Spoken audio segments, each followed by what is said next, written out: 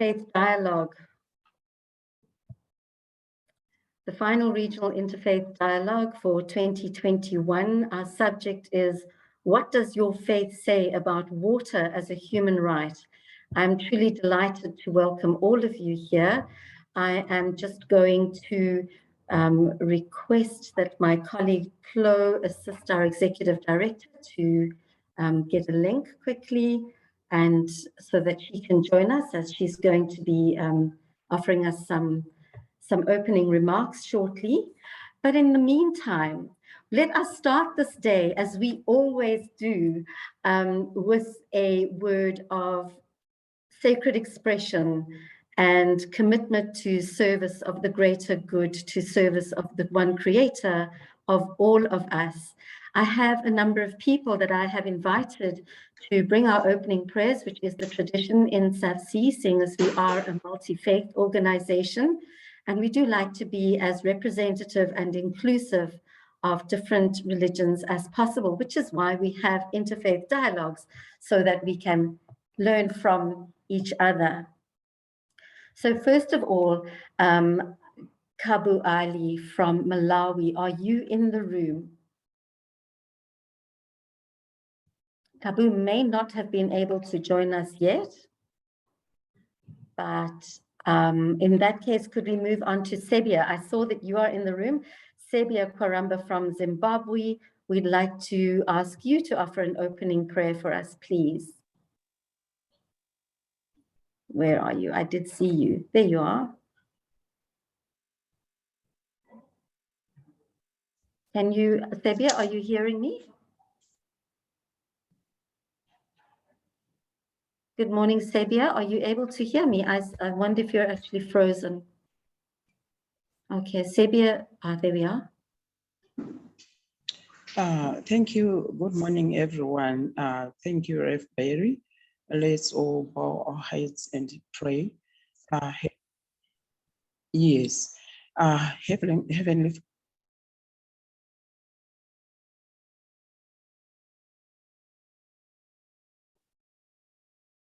We've lost your sound, Sebia. I'm so sorry.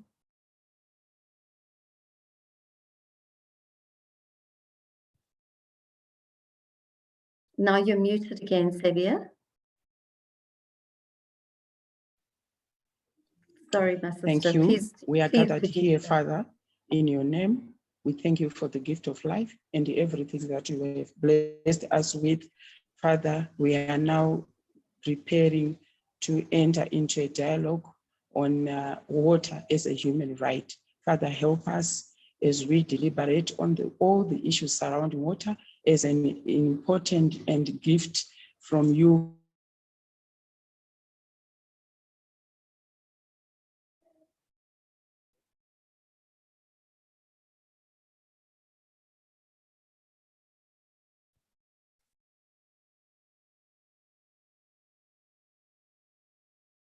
Sebia, I'm afraid we've lost your sound again. I think she might have fallen off, but she managed to get her prayer through to us, which is a wonderful and encouraging moment. So thank you for that, Sebia. I do see that Lonjezo Banda from Malawi, you have your hand up. Lonjezo, is there something that you'd like to say? Did you also want to offer an opening prayer?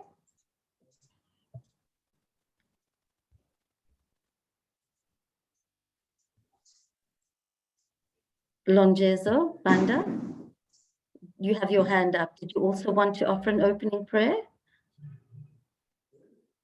Not, okay. And the other person that we were hoping would offer an opening prayer is Andre Naidu. Andre, are you in the room? I don't see him. I have not seen him enter yet.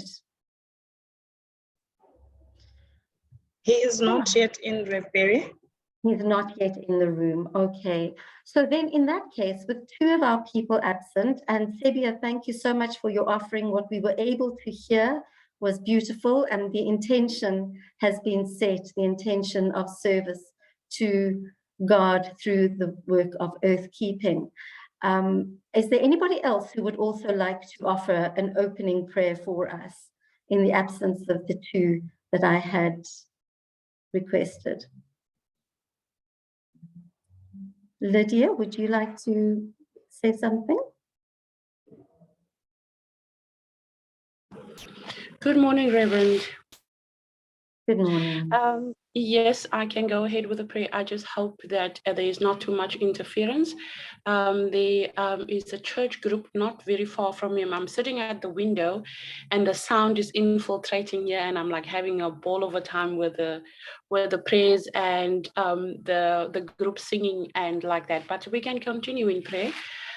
We can bow our heads in prayer, please. Thank you, Heavenly Father. I come to you this morning with much supplication. I come to you with humble prayers. I ask of thee, dear God, to bless us as we gather here. Our final dialogue for the year, but definitely it is within your presence. Your word teaches us that where 2 or 3 are gathered in your name, there you will be in our midst. I thank you, Father, for the grace, for the mercy, for us, for our everyday need that you supply constantly in our lives. I thank you, God, for opening our hearts, our minds to the environment and to that you hold dear, the creator of heaven and earth. I thank you, God. I am humbled this morning to be part of such a prestigious moment in my life where we will be ending off our year. And thank you, God, for waking up us this morning, for allowing us once more to be gathered within your presence. I thank you, Jesus. I thank you, my God, because you are mighty and you are the God of all gods. Thank you so much for being part of this, Reverend Berry. Thank you so much. Thank you, Lydia. I really appreciate you adding to all the prayers of our hearts this morning as we start our final regional interfaith dialogue for the year. What does your faith say about water as a human right? And here to offer us some opening remarks, as is absolutely fitting for our final regional interfaith dialogue, Francesca de Gasperis is our Executive Director of SAFC, Southern African Faith Communities Environment Institute. Francesca, welcome. Thank you so much for joining us. Over to you. Good morning, everyone. Wonderful to see familiar names. And thank you so much, Berry, for inviting me to give the welcome this morning. And very special birthday wishes to you for yesterday. I hope you had a wonderful day. And sorry we didn't get to see you and have cake with you yet. I also want to appreciate our board member, Sean Cosette, who is here with us today. I know Sean, as a minister, an Anglican minister and Reverend from the city of Cape Town, has a very busy schedule, as many of you do. So thank you so much, Sean, for being with us today. Yeah, it's really wonderful to be here. It's our final interfaith dialogue of the year. And as you all know, some of you have been on these interfaith dialogues since the start that Berry has been running. And I have to say, Berry, I think they've been such an incredible, successful and vibrant space. It's been so interesting for us to explore this space online with you all. I can see Longezo Banda has sent me a message directly that he doesn't hear me. Just to interrupt myself, Longezo, I see you can't hear me. I'm going to ask my colleagues who are doing technical support if they can help you. I'm not sure why that is. I don't know if you can hear other people. So rather than interrupting myself because he can't hear me anyway, I'm going to come back to speaking to you all. You know, Human Rights Day is a moment when we stop to think about all the environmental defenders around the world who have put their lives on the line and risked their lives, and many have lost their lives, and the numbers are really quite frightening. And we know here in South Africa that the same has happened many times. We've seen a number of leaders from communities who've gone up against forces who want to mine, forces who want to destroy community lands, and they have suffered the consequences. And I'm sure elsewhere in Southern Africa, others have got similar stories of devastating consequences for those of us who do stand up for the environment and for our fellow humans. And we at SAFC have done some big fights, you know, the nuclear energy deal, which unfortunately is rising its head again now, and others. But because we are people of faith, and maybe that's been something which has been a blessing for us, we have managed to keep ourselves safe and with dignity. But that's not always the case for those of us who are in this struggle with us. So I'm really mindful to think of you all, think of your safety, and want you all to please look after yourselves. We had a wonderful, another one of our board members was with us yesterday morning, Usha, who is from the Brahma Kumari faith. And she said that it is very important that we look after this inner world, and that we look after ourselves and keep ourselves strong and safe internally as well as externally. And I really want you on this Day of Human Rights to please think of yourselves as precious beings. Inside is a reflection of the outside. So we must look after ourselves, and we must protect ourselves and make sure that we keep safe to continue to do this good work. I also want to just touch on very briefly this issue of water, which is the theme for today.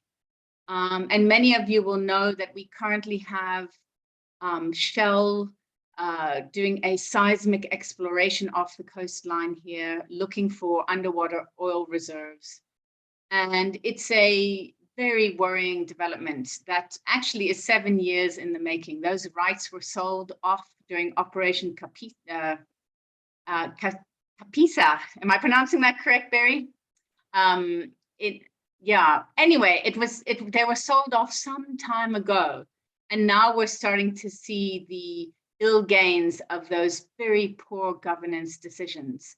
And so we are seeing Shell come and do destructive seismic testing, very damaging to marine life and to our coast. And if they do find accessible oil reserves, it will be even more serious. And we know, because of the technology and the development around technology, what accessing oil in deep ocean or in any ocean can do, the kinds of oil spills, the kinds of real challenges that our brothers and sisters in Nigeria and elsewhere have been facing. So when we talk about water, we're not just talking about the water that we drink, but also the water that sustains our lives, sustains us, the water that we use when we do our sacred prayers and our rituals. Water is essential to us as humans. We are more than 70% water, so we are water. And so when we talk about being environmental defenders, when we talk about being human rights defenders, we are actually talking about us and the environment. It is one being. We are one sacred being. And if we stop trying to separate ourselves, then we can really see the value in the work that we do, and we can feel sustained and feel motivated to continue in this struggle. So I want to thank all of you for your time, for your commitment, for your genuine, deep soul desire to make a difference for our environment and for each other. And I know today is going to be another very interesting conversation linking these issues together. And I'm sure others will be touching on some of the challenges that we have, that we're seeing in our environment today, and thinking about what can we do as people of faith. And I know you're going to have the wonderful opportunity to hear from Zainab Adams a bit later on, who also is our faith leader, environmental advocacy coordinator. So I'm looking forward to the discussion. I am going to have to pop on and off a bit, but I will come back and be part of you hopefully towards the end. So thank you so much, Barry. Thank you so much, everyone. And I hand over to you, Barry. Thank you. Thank you, Francesca, and how wonderful to have you back after your health challenges, and fabulous to have you up and running, literally wonderful. Thank you so much for that very warm welcome. Let me just tell you what's going to happen for today. So today we're going to have, now that Francesca has opened proceedings for us, we're going to have Dr. Shelly Ostroff, and I'm going to tell you a little bit more about Dr. Shelly shortly, and she's going to tell us a little bit about why water is so important and unpack some of the work that she's been doing. And then Gabriel Manyangadzi, my colleague, the Climate Justice Coordinator for SAFC, is going to share with us about Human Rights Day on the 10th of December and what that's about and where that fits into our work as eco-advocates. We will then hear from our panelists, Dr. Huda Ahmed Youssef, Reverend Cosette, and Patricia Nguyen, who I see you all here today. That's absolutely wonderful. And then closing remarks from my colleague, Zainab Adams, who is SAFC's fleet coordinator, and I believe she's invited one or two maybe of her fleet participants to share some of their experience. And then we'll have a chance to share some of our own thoughts through polls, through a Mentimeter. So we're hoping to include some of you and give you an opportunity to share your input as well. And there will, of course, be opportunity to ask questions as we go along. And because time is short, let us get on with the business of the day. Let me introduce Dr. Shelly Ostroff, who lives in Jerusalem and is a planetary activist. She's also a leadership consultant, a social art architect, mystic, and writer. Shelly is the founder of www.togetherincreation.org, www.7daysofrest.org, and the Earth Codes, and other initiatives which are dedicated to the healing and replenishment of the planet and its human inhabitants. So she's concerned by the suffering and devastations that humans cause each other species, and the planet. And she's dedicated herself to exploring whole systems dynamics and integrative healing wisdom from diverse disciplines and traditions. Shelly has worked with people from all walks of life, from different sectors of society and across continents, as a therapist, consultant, mentor, and creative partner in cultivating individual, collective, and whole system wellness. Through ongoing research and practice, Shelly has developed a unique, holistic approach to human and whole system healing and transformation that includes evolving blueprints for a new form of holistic, health-oriented global eco-governance. And here to tell you all about that is Dr. Shelly Ostroff. Welcome, Shelly, the floor is yours. Thank you so much, Berry, and thank you for this invitation to be part of this exceptional group of sacred activists. It's such a pleasure to be here and to really have this opportunity to talk about and to be with people who care about water and the sacredness of water and restoring right relationship with water. So before I begin, if possible, I'd love to show you a 1-minute video of an initiative that we are involved in. Clu, would you be able to put the video on? Yes, I'll be able to. I'm going to share my screen just now. Thanks.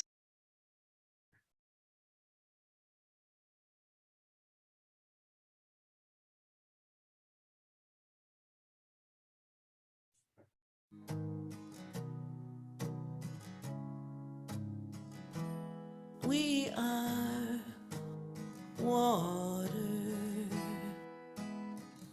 We, citizens of Earth, call for and commit to working together for the immediate and universal protection of all water. As the first vital step towards global cooperation for effective, worldwide social and ecological healing.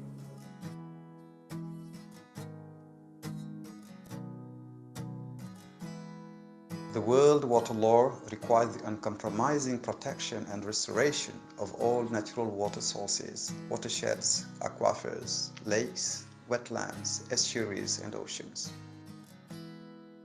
The rewilding of ecosystems necessary for the restoration of the planetary water cycle. The guaranteed free access of all humans and animals to the natural uncontaminated water. The World Water Law holds all governments, corporations, communities, and individuals fully accountable for their impact on all waters everywhere. This one law serves as a unifying foundation for all governments and citizens to work together with community-led wisdom and stewardship councils in ways that effectively serve the health and vitality of the whole. The World Water Law provides an essential foundation for aligning human laws with the original laws of nature. This global initiative honors the many water guardians around the world who have dedicated their lives to the protection and reverence of water on behalf of all life. Join the Global Alliance for a World Water Law and add your voice to make the World Water Law a global reality. Together, we rise for water. Together, we rise for all of life. We rise together with the tide. Water's law now must preside. We are water.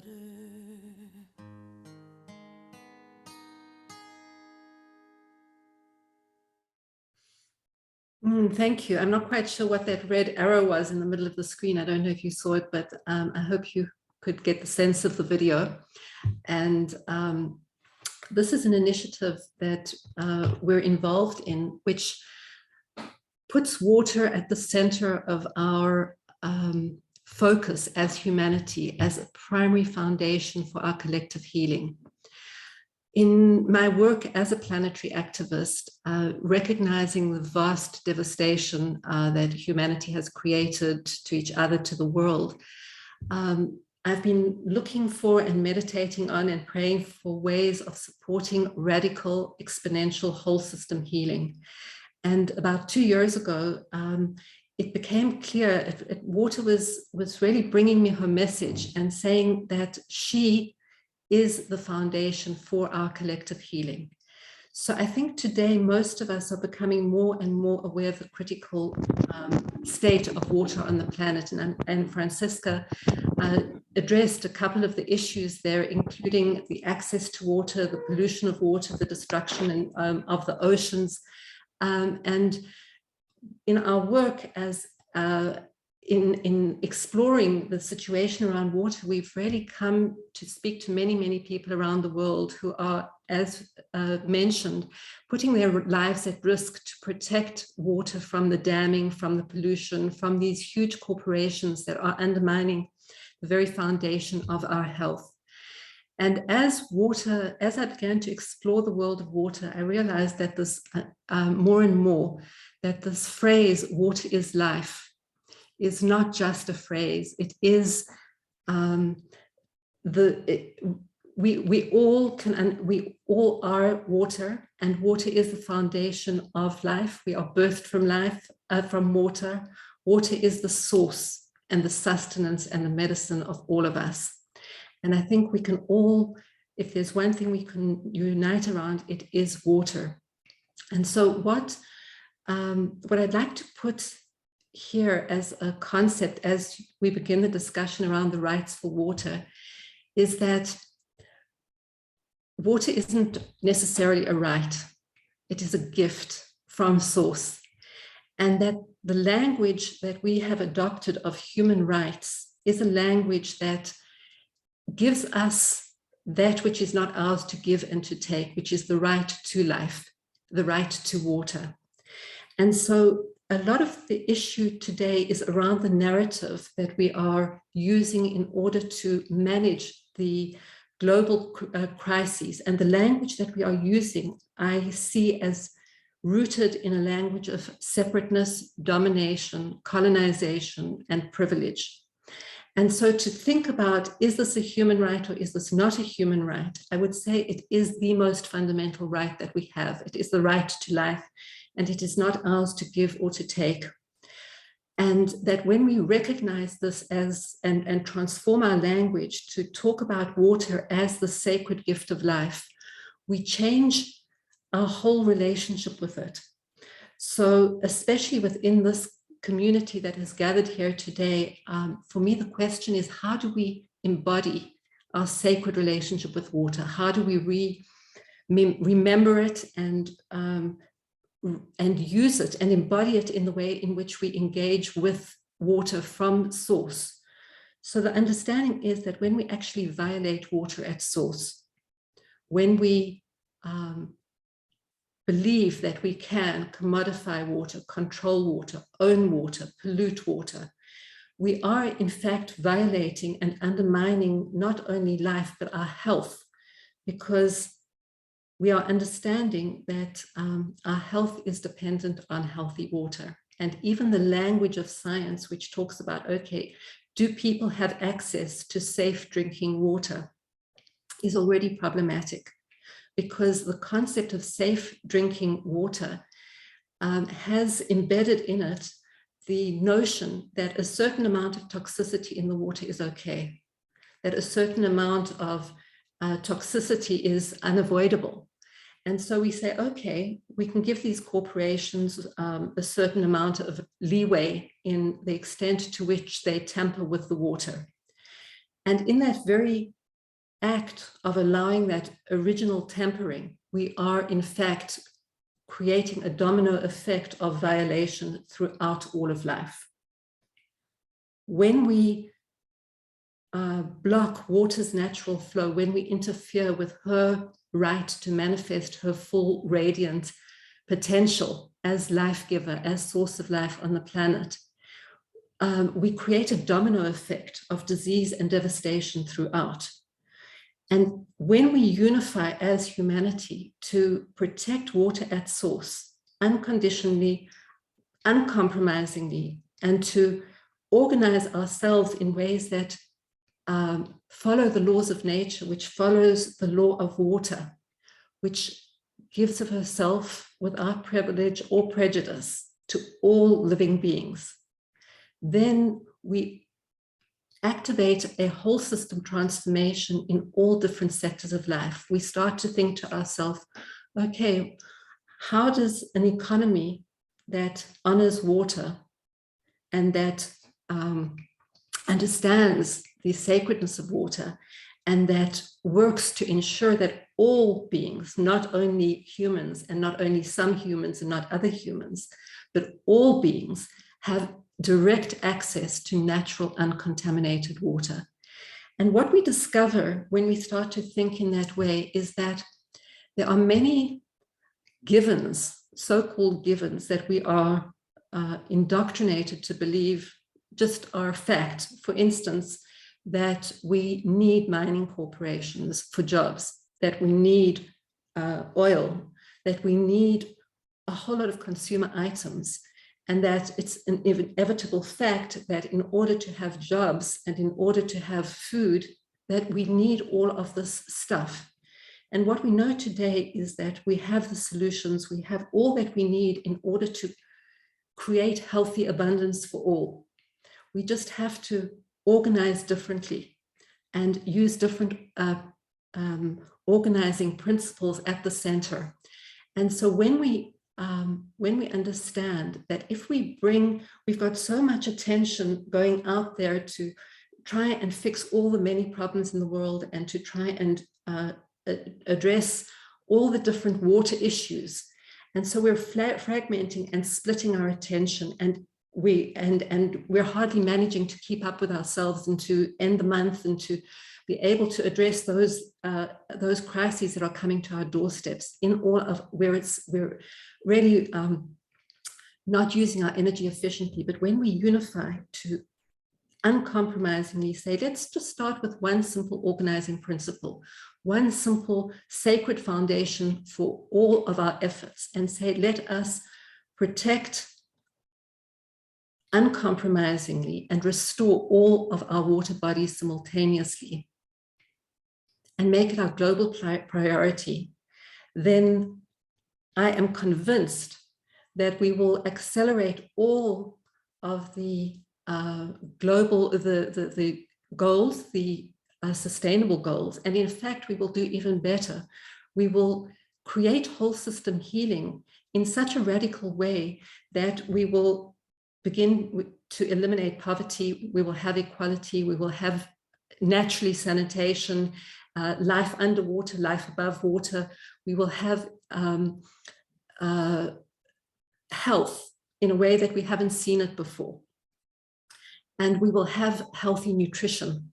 So when we organize our efforts, all of our different efforts, which are so essential around all of these different issues, we will be able to actually come together and say, let's start with water. And what does water show us about how she gives to all of life without privilege or prejudice and creates abundance for all? And when we begin to mimic nature in this way, when we begin to mimic the laws of nature and the original law of water and realign, as it says in the video, the human law with the original laws of water, we may stop having to fight over what we've been taught to fight over as basic foundational rights, because we are living with a different narrative. We are living with a different organizing principle, which is that deep, reciprocal, loving engagement with nature.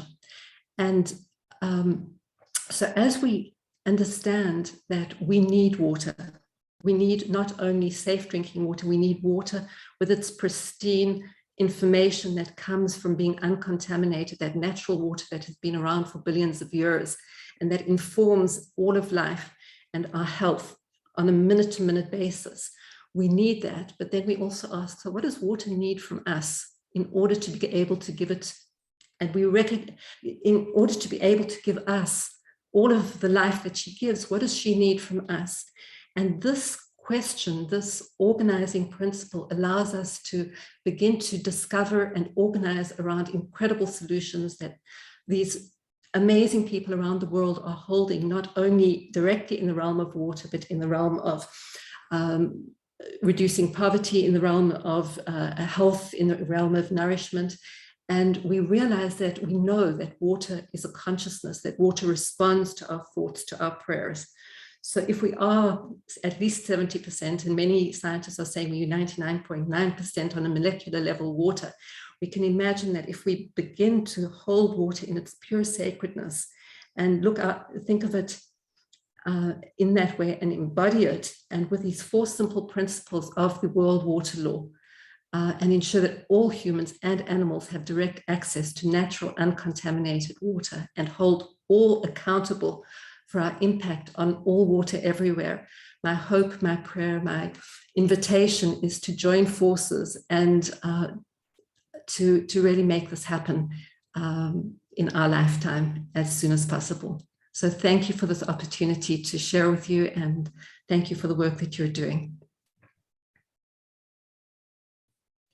Gosh, Shelly, in our lifetime as soon as possible. I just have to echo those words, because that is a huge, huge task, and yet so simple and so clear. And let's just pray that more and more people start to see that. Thank you so much for your amazing work and for this wonderful presentation.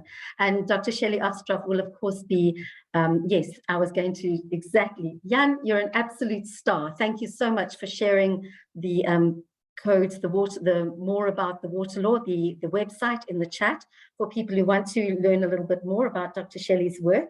And then, of course, also we're coming up for the 7 days of rest. I'm really looking forward to participating in that with you as well, Shelly. Thank you so much. I'd love to invite everybody here to participate with us in the 7 days of rest and sacred renewal from the 1st to the 7th of January, a space where we can all hold prayer, intention, and begin the new year and the new era of renewal and revitalization for all of life. So thank you for bringing that up. Thank you so much. Wow. Okay, what an amazing way to start our regional interfaith dialogue. And the next person on our agenda is, of course, Gabriel Manyangadzi, who is SAFC's Climate Justice Coordinator. And Gabriel joins us this morning to just share a little bit more of the link between a little bit more of the background of Human Rights Day, which of course is coming up in just 3 days' time. Gabriel, the floor is yours. Thank you very much, Rev Perry. I would just go through this very quickly because I have another meeting that I'm actually having a break on. So it coincided that whilst I'm on break on the other meeting, I have this opportunity to actually make my presentation this side. Thank you very much. I think we can move on to slide number 2 so that we move on quickly. I just wanted us to have a clear and common understanding of human rights as defined by the United Nations, which says these are entitlements in every human being by simply being human, regardless of race, sex, nationality, ethnicity, language, religion, or any other status. That is the definition, one of the definitions that the United Nations has given. But UNICEF has refined that definition, adding that these are standards that recognize and protect the dignity of all human beings. Human rights govern how individual human beings live in society and with each other, as well as their relationship with the state and other obligations that the state have towards them. If we can move on to the next slide, please. There are other definitions.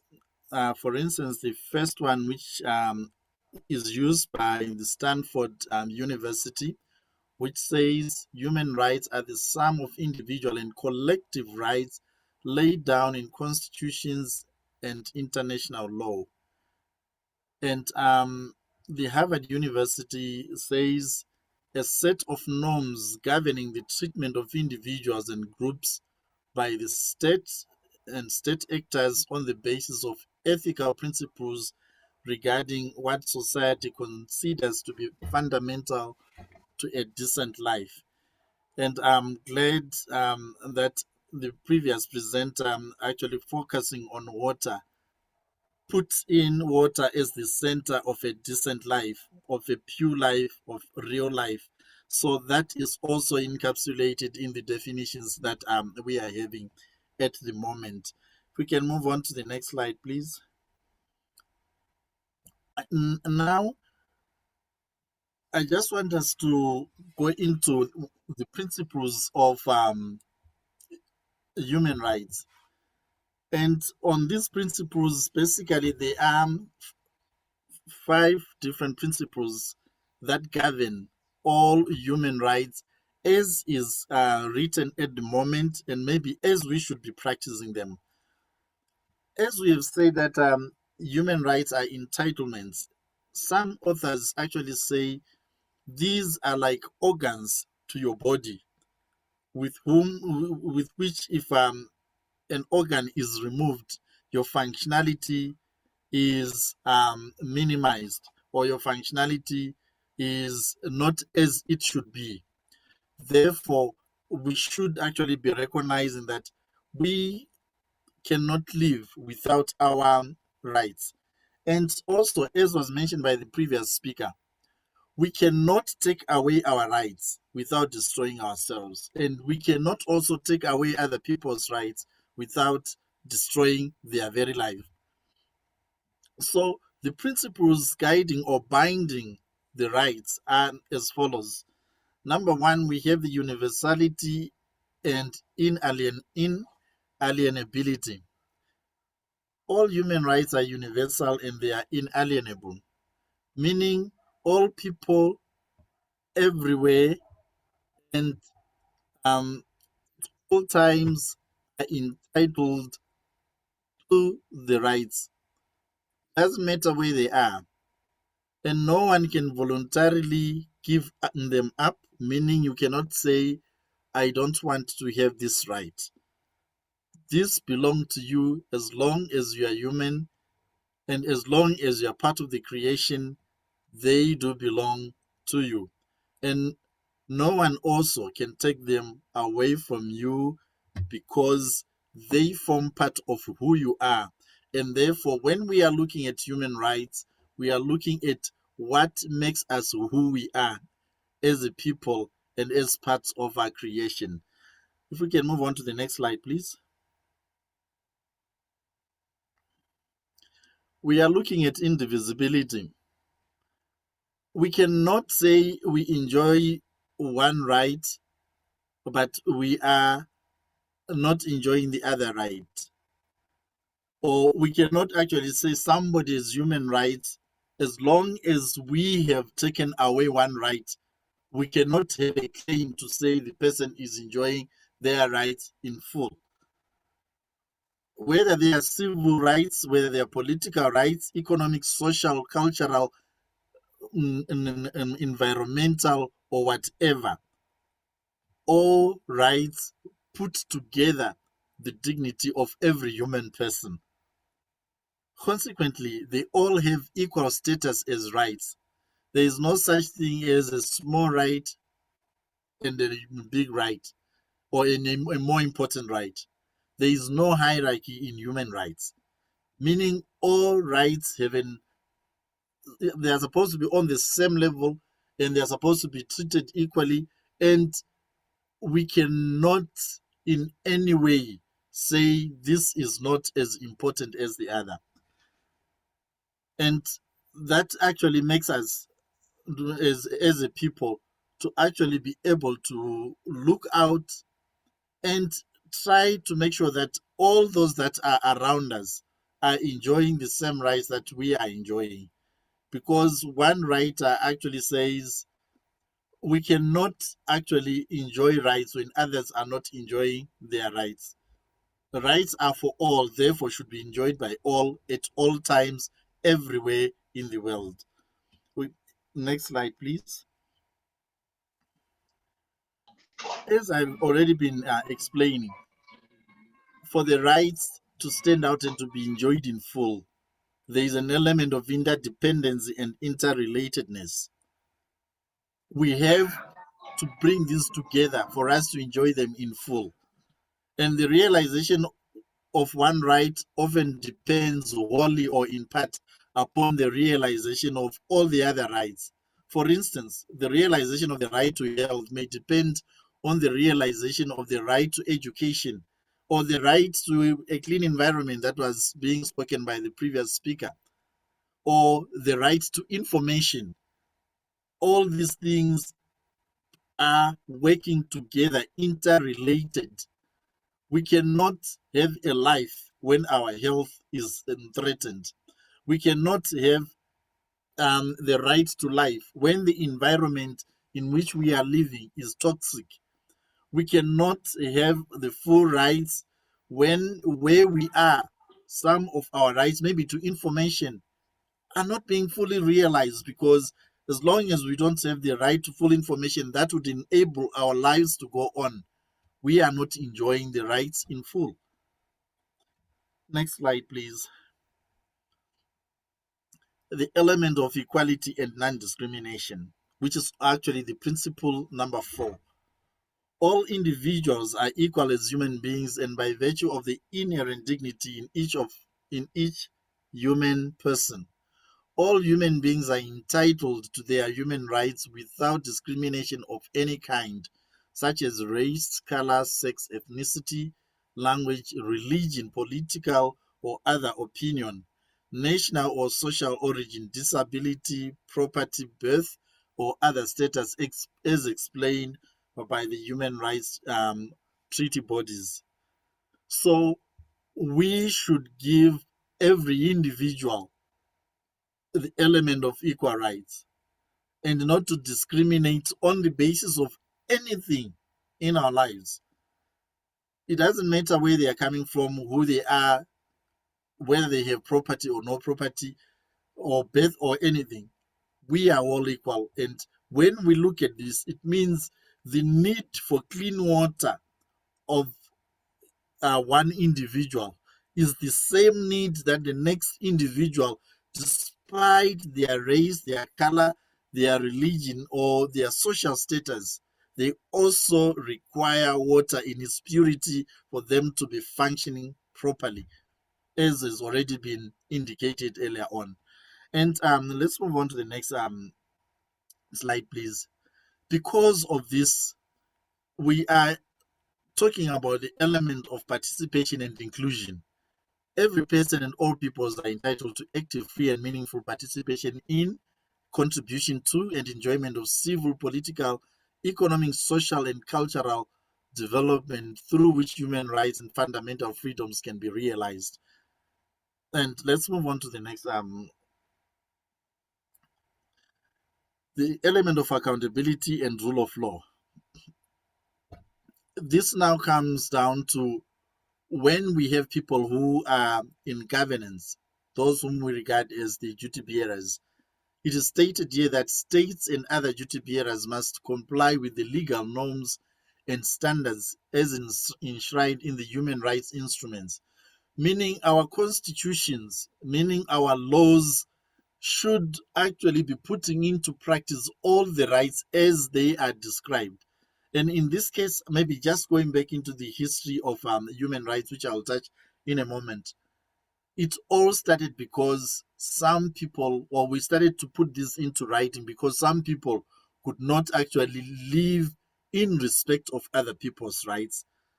So where they fail to do so, those that are aggrieved rights holders are entitled to institute proceedings for appropriate redress before a competent court or other adjudicators in accordance with the rules and procedures that are provided by law, which is why you would find maybe SAFC, within SAFC, working on the environment. SAFC embarks on using all the available instruments to ensure that the rights of other people are enjoyed and are enjoyed in full, irrespective of where they stand.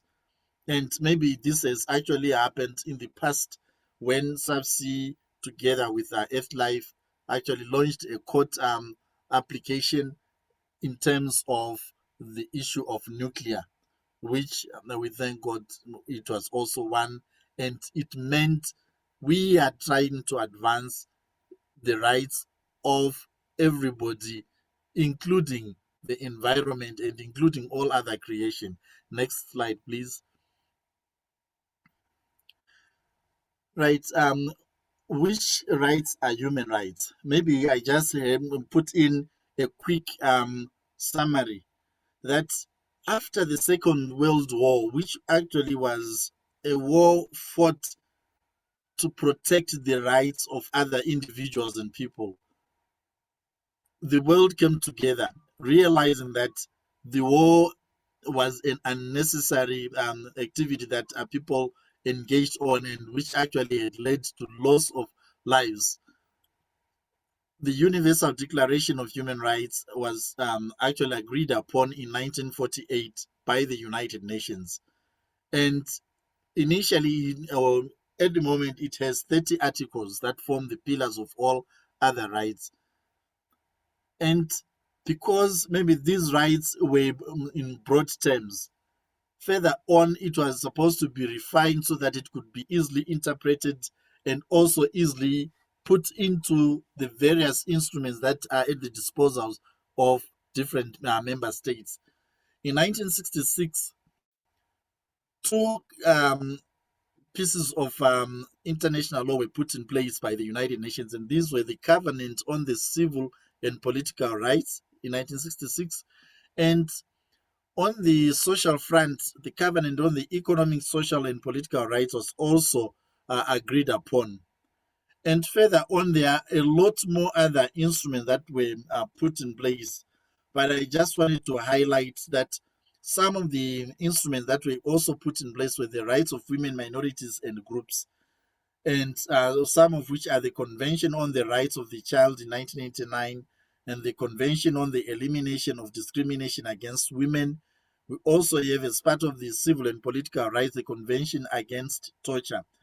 And also, critically, we also have the Convention on the Rights of the Environment, which are the environmental rights that are also very critical. And this is why maybe as SAFC, we are also pursuing this particular right. And all this, as we said, are governed or are put together, or they are bound together by the principles that we mentioned earlier on of indivisibility, interdependence, inalienability. We are also looking at the universality.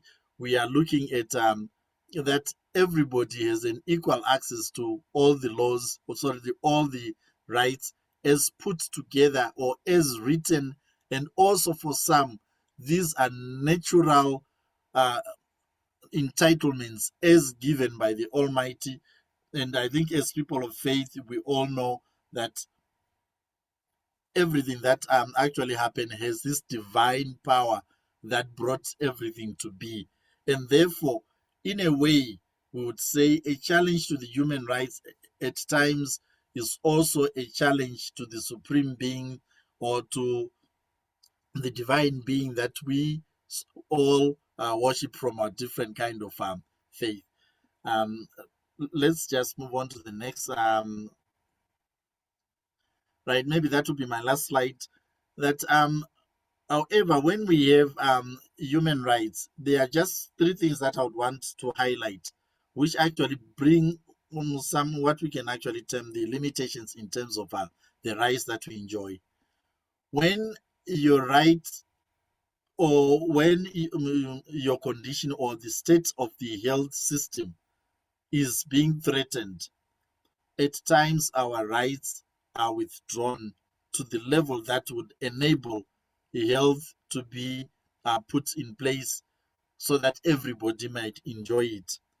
For instance, I would say when we have to sort of put or wear a face mask, we may not want that, but in order to enable others to enjoy their rights as well, we are all called maybe to put on face masks so that the health of others is protected. So it is a limitation to the enjoyment of our right, but it is necessary in this case to enable others to enjoy their rights. When the security of all of us is under threat, the rights of others should also be limited. And maybe this is why you would find there are times when we protest, when certain individuals would want to carry on and do things that we feel are a security threat to all of us. For instance, when we are looking at the climate change emergency, it is a security threat to the lives of those whose lives are dependent on a better quality of environment is put in place. Therefore, we have that right also to bring to the attention of the duty bearers that our rights are under threat, so that they also pay attention to our rights. And the respect of the rights of others is also one of the limitations. So your right is your right as long as it does not interfere with the right of the next person. I would like to thank you very much. And as we are looking to the water as a right, let us bear in mind that our rights are also part and parcel of the principles that we have mentioned of inalienability and universality. And when we are looking at interdependence and interrelatedness, when we also look at them being indivisible, and that these are supposed to be enjoyed equally by people all around and with an equal measure, and therefore we should strive to enable all others to enjoy their right. Thank you very much to all of you, and like to thank all the participants and all the colleagues from SAFC. I observe all protocols. Thank you very much. Gabriel, Gabriel, thank you so much. Especially thank you for taking time out of the other commitment that you have to come and join us and share your thoughts with us. We really appreciate that. I know that we are our timing is not fabulous today, but we are going to just go ahead with the Mentimeter exercise that Chloe has prepared for us, just to finish off that particular session with Gabriel. Chloe, are you able to share that Mentimeter in the chat for us? There you are. So all you have to do as a participant online is just click on that Mentimeter, and it will ask you a question. Click on that link, and it'll ask you the question. The question it will ask you is, what is your one wish for water in the world today? So what is your one wish for water? And just enter a couple of words and start to see what comes up onto the screen.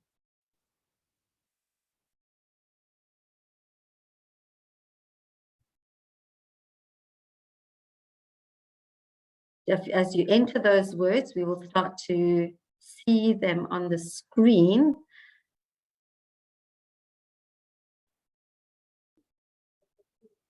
Are you entering your words?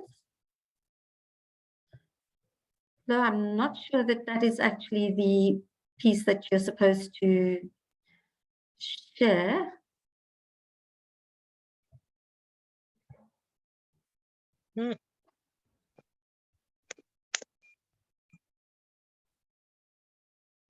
Okay, are the words being entered on the screens? Unfortunately, we're not seeing it coming up onto the screen. I'm not sure, Chloe, if you are able to assist us with that. There we are. Yes, Reverend. There we go. Wonderful. Thank you.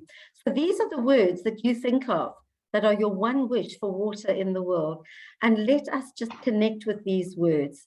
Equitable, affordable, availability, available, reliability, justice, water for all, sustainable, potable, really important, isn't it? Because there are so many people getting very sick from needing to use water that is unclean.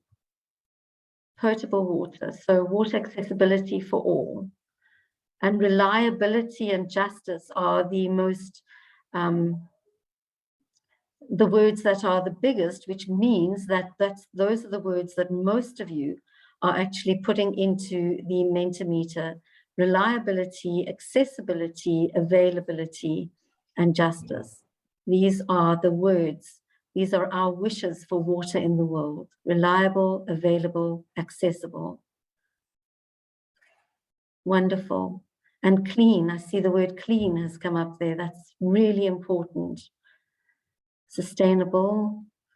Thank you. Thank you, everybody. That's just let it go for another 10 seconds. Reliable, available, accessible, and justice.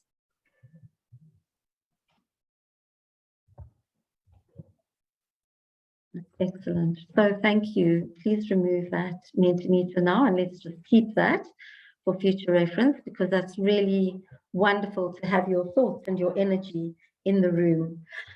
The time has come that we've all been waiting for. It is for me to introduce now our first speaker, who is actually part of our panel. So we've had Dr. Shelly introduce us to the concept of water and tell us about why water is so important. Gabriel's told us about International Human Rights Day and linking that into water. And now we have a panel of speakers. Dr. Huda Ahmed Youssef is from Zanzibar. She's an economist and is a presidentially appointed chair of the Zanzibar Social Security Fund.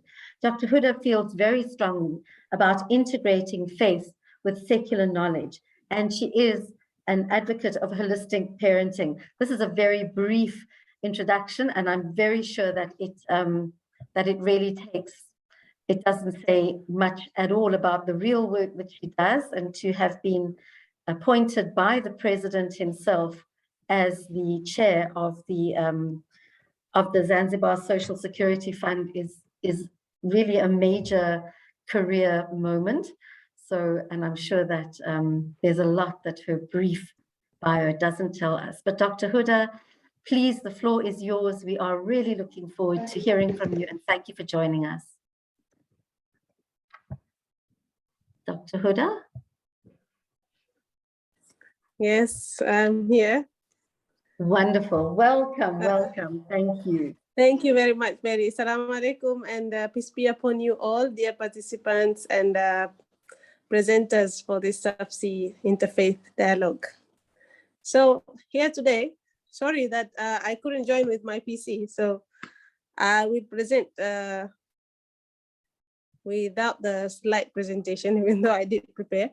So here I am today to speak about what Islam says about water. Thank you for all these wonderful presentation. Definitely, Islam does not deviate from what has been said, but we just need to underpin what Islam says about water. Water is essential to human life, is as to Muslims as well. I will refer to two sources when I'm speaking about what Islam says about water, and one is Quran and another one is the prophetic tradition. Quran itself, which is the main reference for Muslims, speaks about water 63 times. That's how essential it is. Among the things that it speaks, that water is the source of life, as has been said. Allah explicitly says He created every living creature from water. So we are made of water as living creature, and explicitly said again that He created human being with water that lives. So human beings are water. He also explicitly said that He created our environment using water. He talks about the water cycle, that He pours down rain from the sky that nourishes the plants and all the greenery, and also nourishes the animals. So our environment of food is also made of water. So water is essential part of life, and Islam acknowledges that. But in addition to that, it's also essential part of the religion itself, because you cannot learn about Islam without learning about water. If I'm not mistaken, most of the jurisprudence book, Islamic jurisprudence book, then you will find that the first chapter is water, because water is used to clean. We have to be clean before we worship, and water is an instrument that is being used to clean. And it's a whole chapter of water teaching us about how to use water, what kind of water. Islam also have distincts between clean and unclean water, and what we need to worship is clean water, just as what we need to for our own survival. As it's been said previously here, clean water is for our own health. Muslims need to wash themselves. There are some obligatory wash that before prayers, we need to wash our face, our arms, part of the head, and also our feet at least 5 times a day. And there are also some obligatory baths that we have to do. So not only very essential part of life, so it's a basic human right for life, and also basic human rights, as we say, if worshipping is human right, then water is also a right for Muslims. They have to get it so that they can worship. Okay, I will now, apart from the source of life, Islam, I will also put on 2 points. One is on sustainability, and another one is distribution of water. So water is source of life. Water is gift of life. Water is this precious gift that Prophet ﷺ has told us to treat it as such, that we have to be very grateful even after drinking water. After drinking a glass of water, at the end, we have to be grateful that we get to drink that water. But gratitude does not end there. Gratitude ends with not wasting the water, utilizing each and every drop meaningfully. Even though at that time, Prophet was living in the desert, and we have to wash ourselves like 5 times a day, I said minimum. But Prophet did never use more than 1 liter to do the ablution. So, and he prohibits extravagance. He talks a lot about extravagance. Even in the Quran, it's being said over and over and over again that Allah does not like those who are wasteful. And to just put into context, even though Prophet used to live in the deserts, that's not what prevented him to waste water, because he said also, do not waste water even if you are at a running stream. So there is no justification into wasting water. Even if you are using the water to perform a prayer, do not undermine your prayer by displeasing Allah before performing the prayer. Even the bath itself, Prophet ﷺ did not use more than 3 liters of water to wash his body. So he is teaching us, if he is our role model, then we have to learn from him that extravagance is not allowed and we can use water cautiously. When it comes to Prophet prohibits or talks about not releasing wastes in the still water so that we can preserve water. Water needs to remain clean, so we cannot release waste in the clean water. Another thing on the sustainability part is from the Quran, when Allah says, if you are thankful, I will bestow more. And also, because as I said, water is a gift, and we have to be thankful and we have to show our gratitude. So when we show our gratitude, then we will probably get more water. We will get more water, sorry for the word probably. That is Allah's promise, so I cannot say probably. And another thing also, Allah promises us, if we ask forgiveness, if we seek forgiveness, then He will bestow rain on us. Of course, we talk about the water cycle, but the water cycle is on Allah's command. So if we ask forgiveness, He promises to bestow rain on us, wealth and offspring. So of course, why do we need to ask forgiveness to get water? We know we probably why we are not having enough water is probably because of what we have done with our own hands. And that is why Allah is telling us to seek forgiveness. And He will bestow on us water as a gift when we ask forgiveness. And the last point is the distribution of water. Water is for everybody, has been spoken before. And water is for everybody. And what Islam says about that is that we cannot hoard water. Muslims are not allowed to hoard water. If you have enough water, and you cannot keep more than what you need if others are lacking it. If others are lacking it, then you have to share the water. And also Prophet says that the best charity is giving water. And as you can see, among the most common acts of charity among Muslims is digging wells in different places. Another thing that the Prophet says, we cannot put price on water. If you did not add value to water, you cannot put price on water. That means nobody can own source of water. Sources of water are from Allah and they are for everybody. No one can own the source of water, or like part of river or part of a natural spring. These are public goods and for public uses. And to end my presentation, to say that there is one hadith, Prophet ﷺ is talking about if you have just little water that you need to perform your ablution so that you can go to pray, and there's an animal who is very thirsty, then the animal has more rights towards that water than you who are going to pray, because you have an alternative that you can use dust, but first, Islam preserves life. And if animal has the rights, what about human beings? Thank you very much, Subsi team, for listening to me. And I shall end there. Back to you, Barry. Huda, that was amazing, and what a profound observation. Thank you so much for bringing us so beautifully that Muslim perspective on water as a human right. I've really learned something today, and I've realized why that beautiful organization, Gift of the Givers, goes around the world digging wells, giving wells to people, because that is the charity, that is the giving and the gift. So thank you so much, and blessings, shukran, and we really value your presence with us today. Our next speaker then, we move on to the Christian perspective on water as a human right. Reverend Cosette is a member of the board of SAFC. He though did work for more than 12 years in government's natural resource management process, where apparently he specialized in water management. He's a founder member of SAFC, where he is, as I've just mentioned, a long-standing member of the board, and currently he serves as a priest in the Anglican Diocese of Cape Town, and he was appointed, I think about a year ago now, rector of the historic St. Paul's Anglican Church on Bree Street. Cosette, I did see you in the room. I hope that you are still with us. The floor is yours. We are looking forward to hearing your perspective. Thank you. Good morning, all. Am I able to do a screen share? Yes, you are. I think Chloe is busy organizing that for you. Thank you.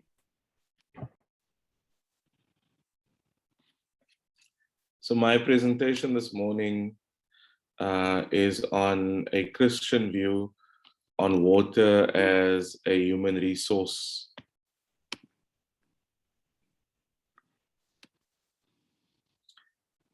So given the time, I'll only look at 3 areas. Firstly, I will look at how Christian theology and human rights have historically been opposed to one another. Then I will look at the theological justification for human rights. And then lastly, at a few biblical stories that speak about water.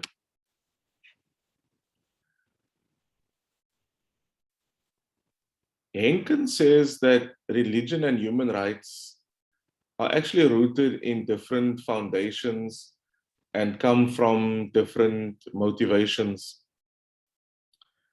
We know that for large parts of history, the church was not the best example of human rights. We only need to look, for example, at slavery or gender-based violence or xenophobia to know that the church hasn't always been at the forefront of protecting the rights of everyone. Also, if we look at individual churches, even within the Christian faith, there hasn't always been consensus about what kind of rights should be had, who should have those rights, how should those rights be protected. And so to speak about a Christian view on human rights, firstly, is difficult because there are so many nuances. We also have, even within specific denominations, we have interest groups that look at particular areas. For example, some groups might be interested in issues of economics. What rights do the poor have versus those of the rich? Should the poor have equal rights to those of the rich? And so on and so on. Thus, to speak about a Christian view on human rights is difficult because there are so many nuances, because the church itself has its own history that it needs to live with. But we still have to operate in a world in which human rights do exist, and a world in which, in recent history, the church has been the defender of human rights.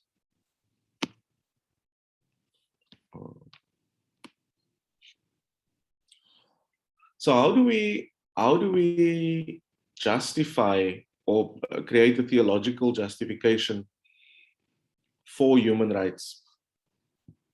Firstly, the book of Genesis tells us that we were all created in the image and likeness of God.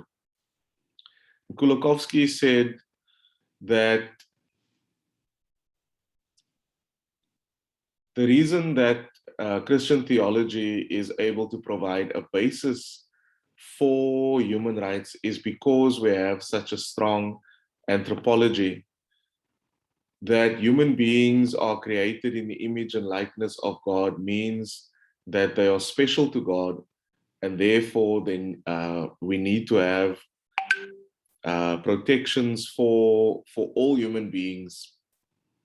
Pope John Paul, at the time that the Human Rights Charter was developed, said, how do we create a why? So we have the rights on paper, but what is the why for the human rights? And he said the only why that makes sense for him is the dignity of every human person. And of course, that's also linked to Article 1.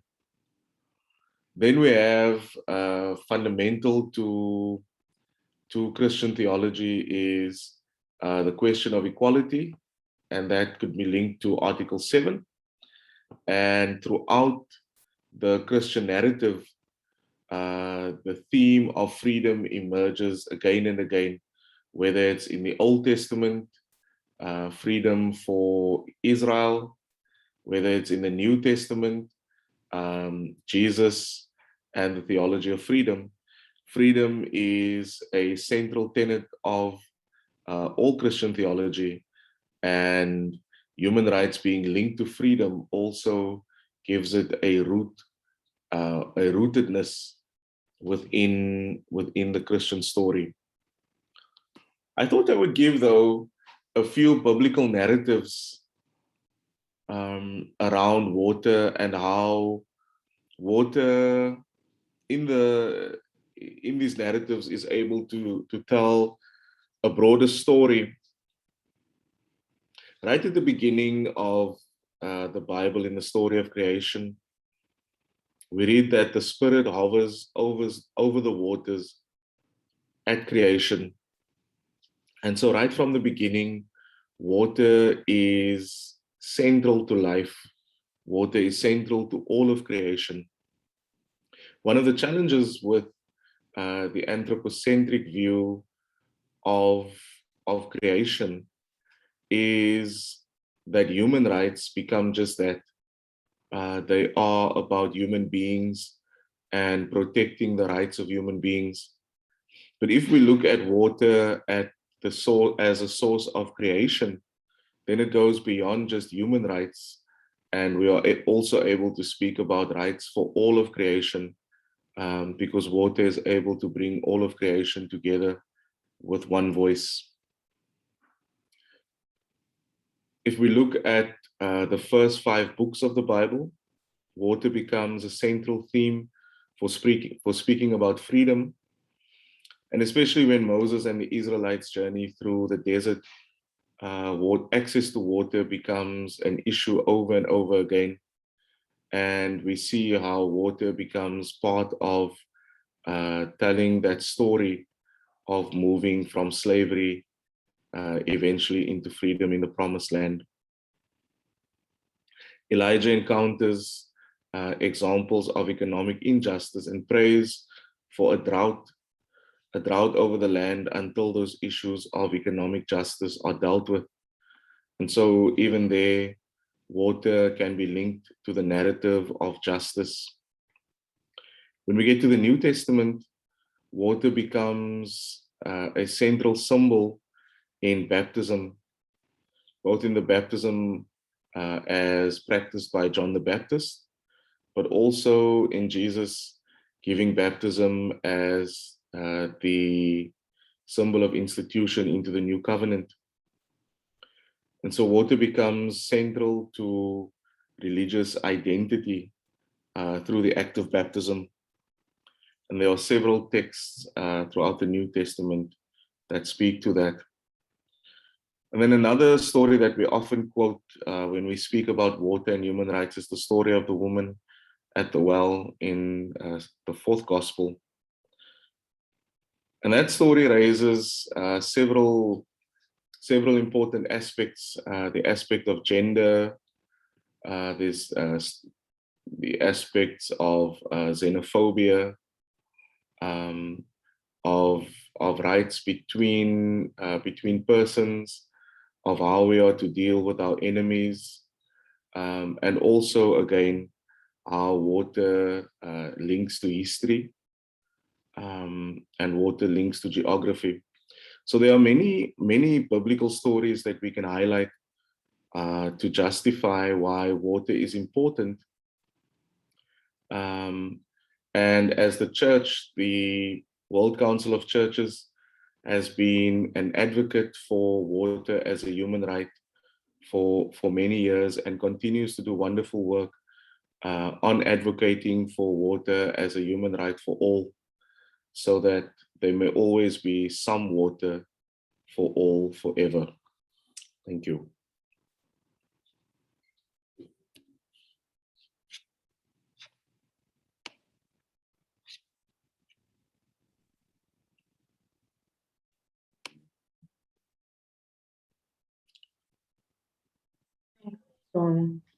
That was actually a beautiful presentation as well, and took us right into some of the foundational tenets of Christianity and the foundational teachings as well. And it's wonderful to be reminded of how those teachings come through in those beautiful stories that many Christians are, or that all Christians really are raised on. So Sean, thank you so much for that deeply thoughtful presentation. We really appreciate that. And now we move on to a lady called Patricia Nguyen. Now, I actually met Patricia Nguyen. She was on another call, and I thought I really have to invite this lady to speak with us because I was so impressed by the way she spoke into the room and the depth of knowledge that I sensed within her. So Patricia holds a BTH, Bachelor of Theology in Systemic Theology. She has honors in systemic theology and a master's degree in systemic theology as well. She's currently a doctoral candidate at the University of the Western Cape, and her academic interests focus on the intersection between land degradation, African theologies, cultural anthropology, and African indigenes life worlds with reference to ecology. What better person to tell us about the African traditional perspective on water as a human right? Patricia Nguyen, welcome to SAPC, welcome to our regional interfaith dialogue. The floor is yours.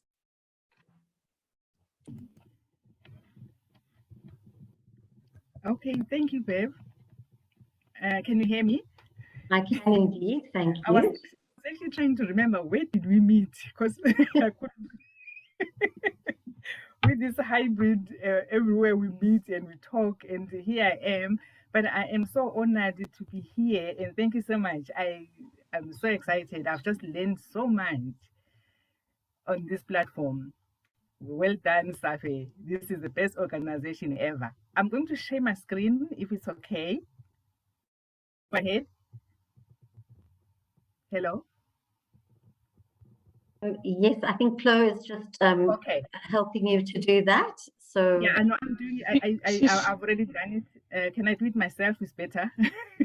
Yes, Patricia, you should be able to share your own screen. If you select share screen, you should be able to. Oh, okay, thanks, dear. Yes, thank you, Bev, again, Reverend Berry, for the introduction.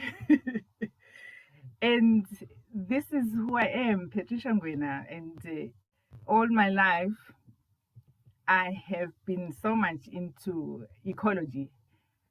I just find that being on Earth is a privilege, and as it is a privilege, it is for us to acknowledge that it is a privilege to be on Earth, and as an Earth community, we are not the masters of creation. We are not even close. Who we are here, we are simply custodians on Earth, and it is our duty to look after the Earth and everything that is in it, because this is the household of God. We are not trespassing. It is our home that God has given us, and if it's our home, it is our household that we have to look after it. We are, I would say, we're tenants that are not even paying rent. We are just given a free accommodation, and all we have to do is to take care of the earth. Can that be so difficult? My introduction, which I've put it in platforms everybody can see, I'm just going to talk on an African perspective pertaining water and who we are, and that water is not a commodity at all. It is a resource that should be shared with everyone. Just a brief on my as an African theologian and coming from a background of African indigenous. Sorry, Patricia. Patricia, yes. I'm so sorry to interrupt you, but we're not seeing anything on the screen. I'm not even seeing your face on the screen, so I'm not quite sure if you are wanted. Okay, let me just go back and let me ask your office rather to do the screen sharing, because I don't know what's happening here. Okay, can I have my slide? Okay.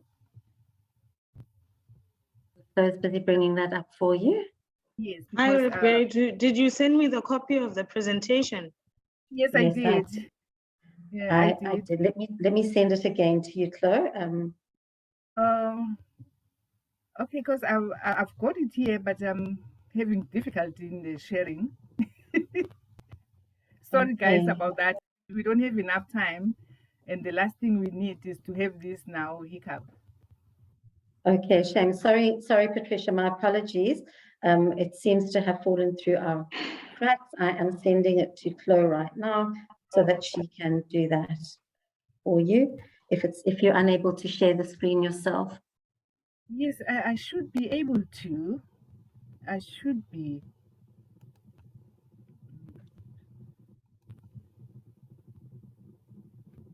Are you able to do that? I see that, yeah.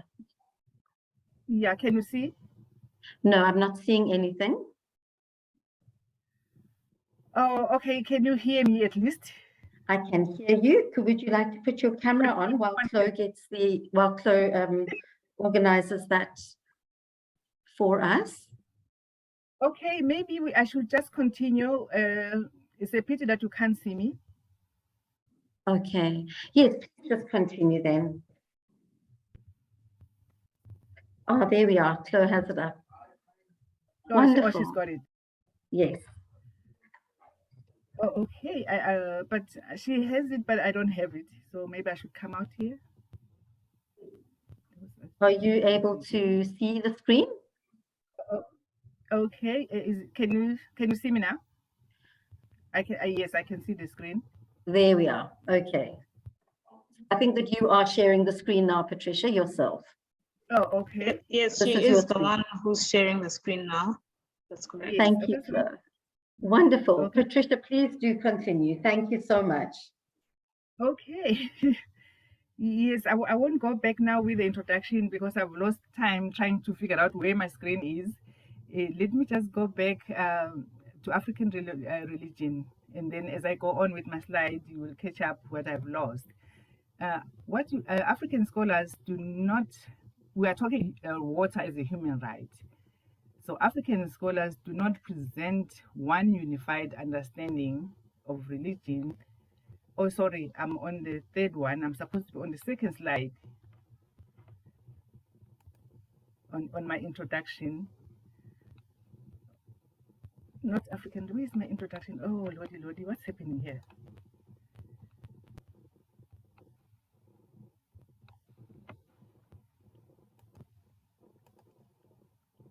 My introduction. In African philosophy and religion, the term human rights is understood as common responsibility and privilege.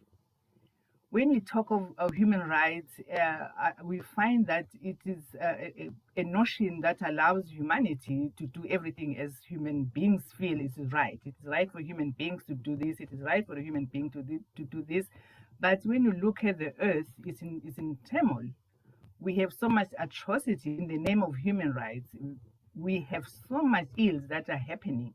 So what we prefer in African philosophy is to actually, as a term that we prefer to use, is the common responsibility and privilege instead of human rights. Not that human rights do not exist, but we are not comfortable with the human rights as it is. When you look at the earth and you look at our lives, you look at everything else, everybody has the right to do this, everybody has the right to do this. The rights are constituted under this and under that. Look at life itself. We are in such a crisis, let alone the ecological crisis that we face. African religiosity and cosmologies prize the existence of the community rather than the individual. BT will say, I am because we are, and because we are, therefore I am, which means we cannot really find individualistic in African religion. It does not exist. Individualism is not a way of life, but communality, interconnectedness, and all of us serving God and serving humanity and doing one thing as in common for our own good, for the greater good of everybody else, and not saying human beings are better than this other human being, or this one is better than that, but the collectiveness of the earth community, which is us, humanity, and the natural world. So our resources become the prime the most important thing that we should preserve at all costs, including water, which water is actually the first, because water is life. Water and land are interchangeable. Again, in African philosophy and cosmologies, we prefer to think of human rights as a natural rights, meaning the equality of the Earth's community, which includes creation, including water, everything else that I've said. There is no hierarchy, but interconnectedness. And then I'll move to the third slide. African scholars do not present one unified understanding of religion due to the diversity and complexity of the continent. The life worlds of the religious communities and indigents in their totality are through communal living and participation. The Supreme Being is the original source of and the ultimate sustainer of the communities through the agency of the spiritual world. So we are here because the Supreme Being has given us life, and it is our duty as humanity to be the custodians of the earth. We take care of our resources, water being the ultimate that we should be, the primer of it. Water is the beginning of life. Without water, without land, we have no life. All the contamination that we are seeing through, which is single-handedly made by man, it's all human error, it's all man-made man, that we have gone so far away that we have literally confused the earth. Our ecology, there is no longer an ecology that we can say this is what God intended us. And when we leave this earth, we are so ashamed that what are we really leaving behind with what we have done? How can humanity give itself such power to destroy the earth that we did not create? The African way places a higher value on survival of the entire community through cooperation. Oh gosh, I've lost it again. What is happening now? Water cannot be an individual resource. It is a resource for the community. It is essential for collective survival. The African worldview places the individual within a continuum of the dead, the living, and the yet unborn. Water is venerated not only as a resource for current existence, but also for future existence. Then I'll move to the fourth one. On my fourth slide, I'm just highlighting on mythology, because African religion, like every other religion, there is mythology. Mythology, taboos, and proverbs, reference to water. In African mythology, creation arose from the massive ocean of chaos, from which the supreme God ordered the world to be created. From this massive water emerged the primeval hill and solid earth on which the first human and primordial deities landed to preside over the structuring of the world. I have put references where I've got all my information from. From an African religious worldview, taboos and proverbs are formulated to reinforce God's power and greatness over humanity.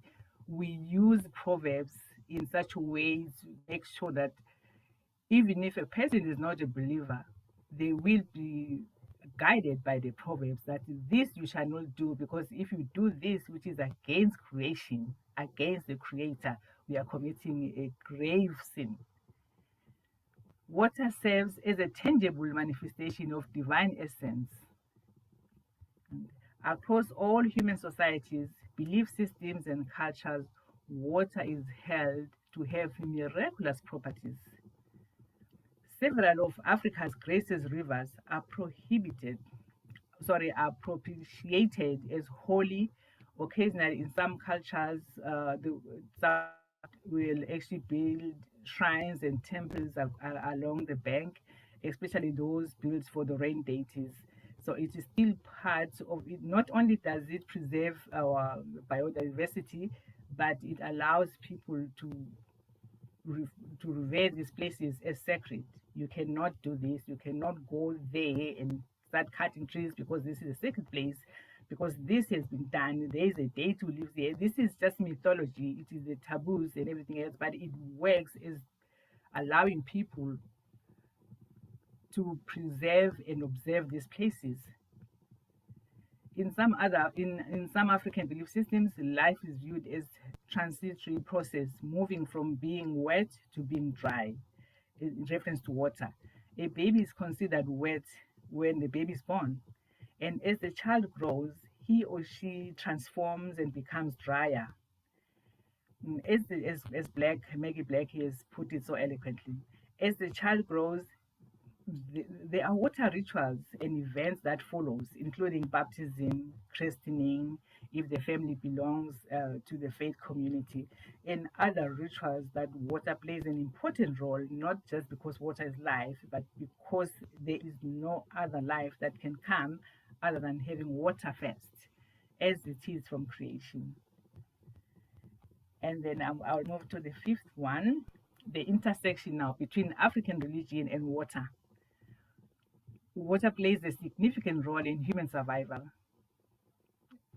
People often appeal to religious leaders and rainmakers within their communities during extreme droughts and famine, because they believe that if somebody has that power that God is bestowed to this person, that if we pray, the water will come. So that has been happening during the time when people were really, really into prayer, and people were not so much disowned. The people were believing that when we have done something wrong, this is why we're having these problems.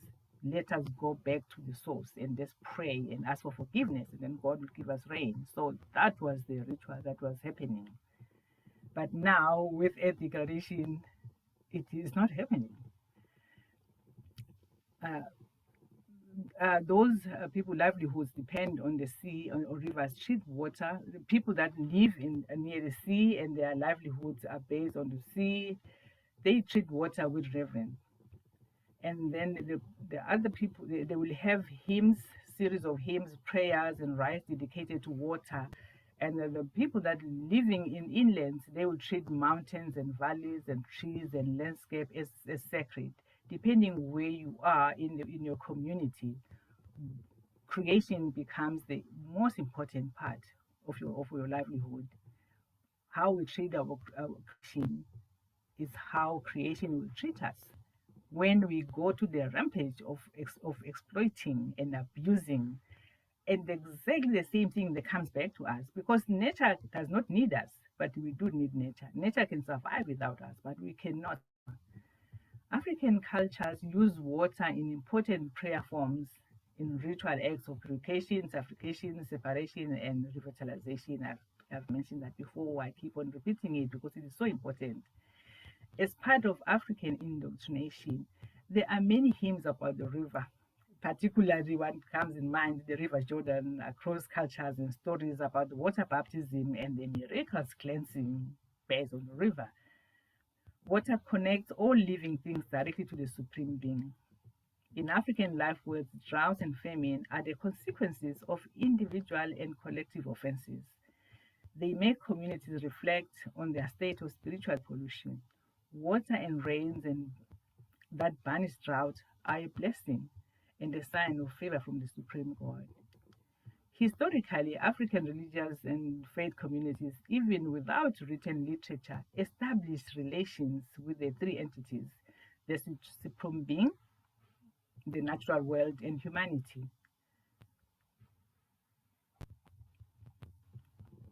And in conclusion, Blake says, which I like her work very much, water confers beauty on a landscape, and the sight and the sound are source of spiritual refreshment.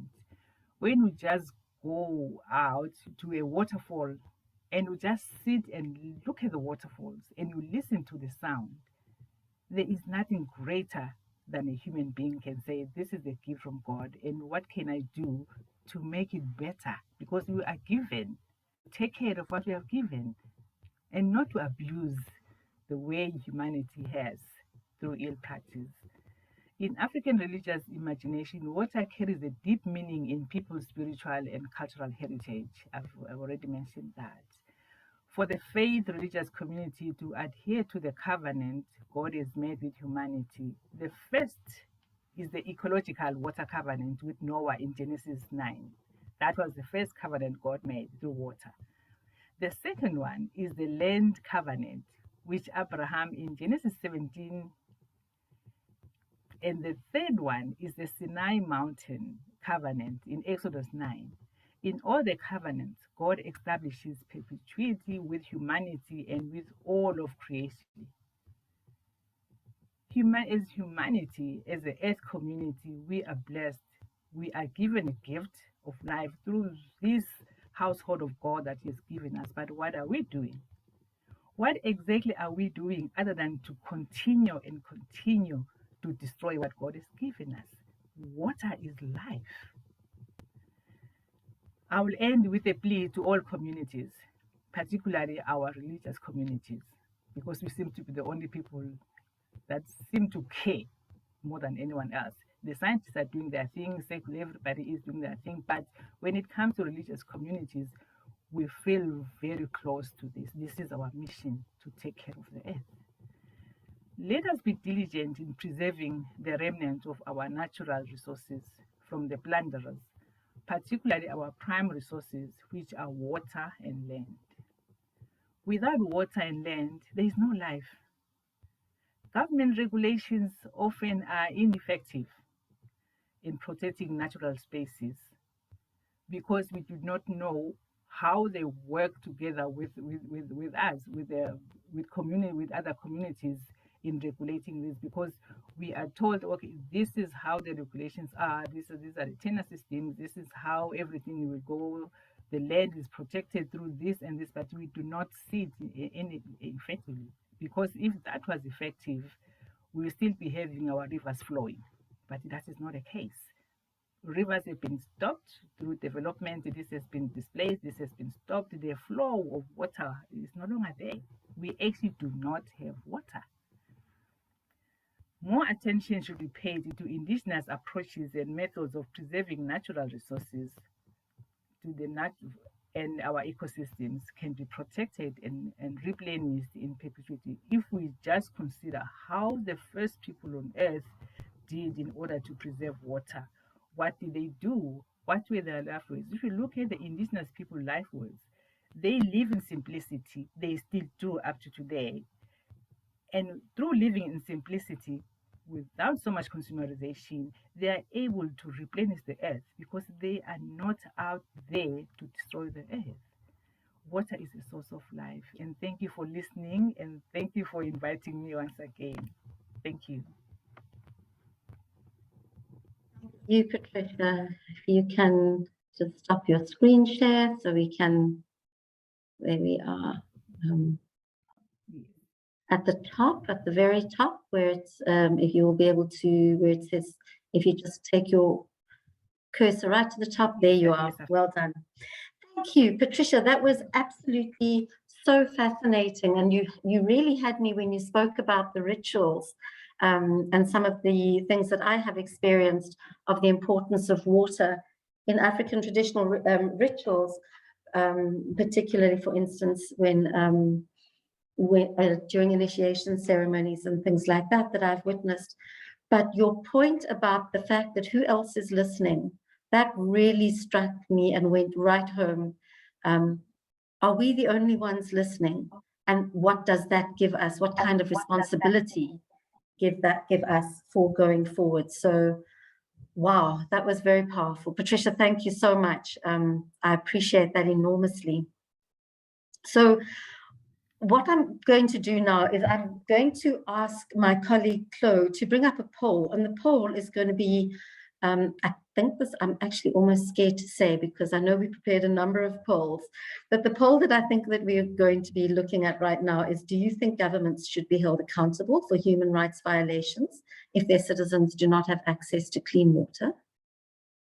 So if we can just bring that poll up, and then we'll move on to my colleague Zainab, who will be the last item in our regional interfaith dialogue today. She will be telling us.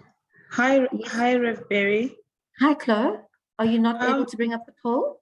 Yes, because we have multiple people logged in from media, so I don't have access to the polls.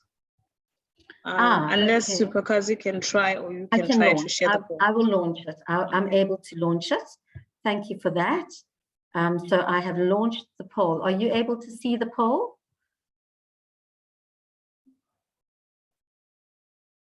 Okay, so if you can please just Yes, answer we that are, question. Reverend. Wonderful. Do you think governments should be held accountable for human rights violations if their citizens do not have access to clean water? And this is a loaded question because so many people, particularly in Africa, do not have access to clean water.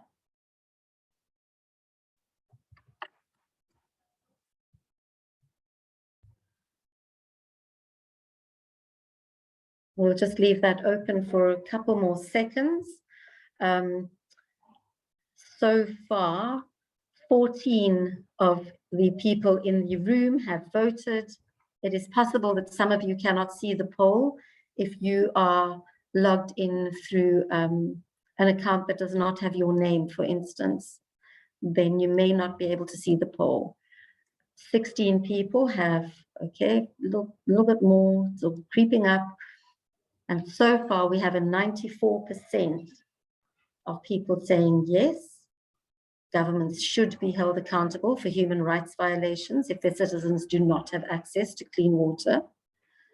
And the other 6% saying somewhat, which means that's a conversation we need to have. Okay, so let us stop that poll. I will end that poll now. And I believe that you should be able to see the results coming up on your screen right now, saying that 95% of the 19 people who participated in that poll, 95% said yes, definitely governments should be held accountable for human rights violations in that situation. And 1 out of 19, which equals 5%, said somewhat, which means a conversation needs to be had first. And so there we are. Stop sharing. And thank you so much to those of you who participated in that. I'm now going to introduce you to my colleague Zainab Adams, who is SAFC's fleet coordinator. Whoops, what's just happening right here? Okay. Zainab, Fleet, of course, is the Faith Leader Environmental Advocacy Training, which is the flagship project of Southern African Faith Communities Environment Institute. And here to tell us a little bit about Fleet's achievements, future Fleets, and opportunities for faith leaders to engage with SAFC is Zainab Adams. Zainab, over to you. Hi, Reverend Berry. Thank you very much for giving me the opportunity to speak. Sorry, there was something wrong with my camera. It goes on and off all the time. Good morning, everyone. Assalamu alaikum to my colleagues. And I see that we have quite a few fleet members here as well, which is really great. I'm not going to take up a lot of the time, but I am going to go through the fleet program, what it means, who's involved, and what we've done so far. Because I would like to give an opportunity to Mrs. Sebia Quarumba, who's a Fleet Zimbabwe member, only because there's no point in me speaking about Fleet and what it does if you don't hear from the people that's on Fleet as well, and what they've been up to. Being on the Fleet program. Lovely to see you too, Dr. Murray, who's also a Fleet member. So I'll just share screen quickly.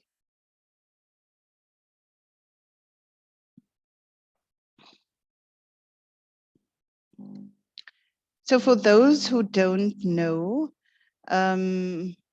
oops, sorry. Fleet stands for the Faith Leader Environmental Advocacy Training, which started in 2014. And it was basically trying to bring a group or groups, well, at the time we thought it was one group of faith leaders together from all over Southern Africa, because we work in Southern Africa as SAFC, and get them to talk about the environmental injustices or issues within their countries. The first group started off as a regional group, So we had people from Malawi, we had faith leaders from Zambia, Malawi, Zimbabwe, Tanzania, all over Southern Africa coming together, talking about, so what can we do as faith leaders to advocate for a cleaner environment, better policies, government policies within each of our respected countries. So the program started in 2014. And when we thought about, as SAFC working with multi-faith leadership, we kind of almost missed the hierarchical structure of faith leaders getting involved in environmental issues. And through the through the Fleet program, we achieved that in bringing the churches to and the parishes and the faith leadership into the talks of environmental advocacy.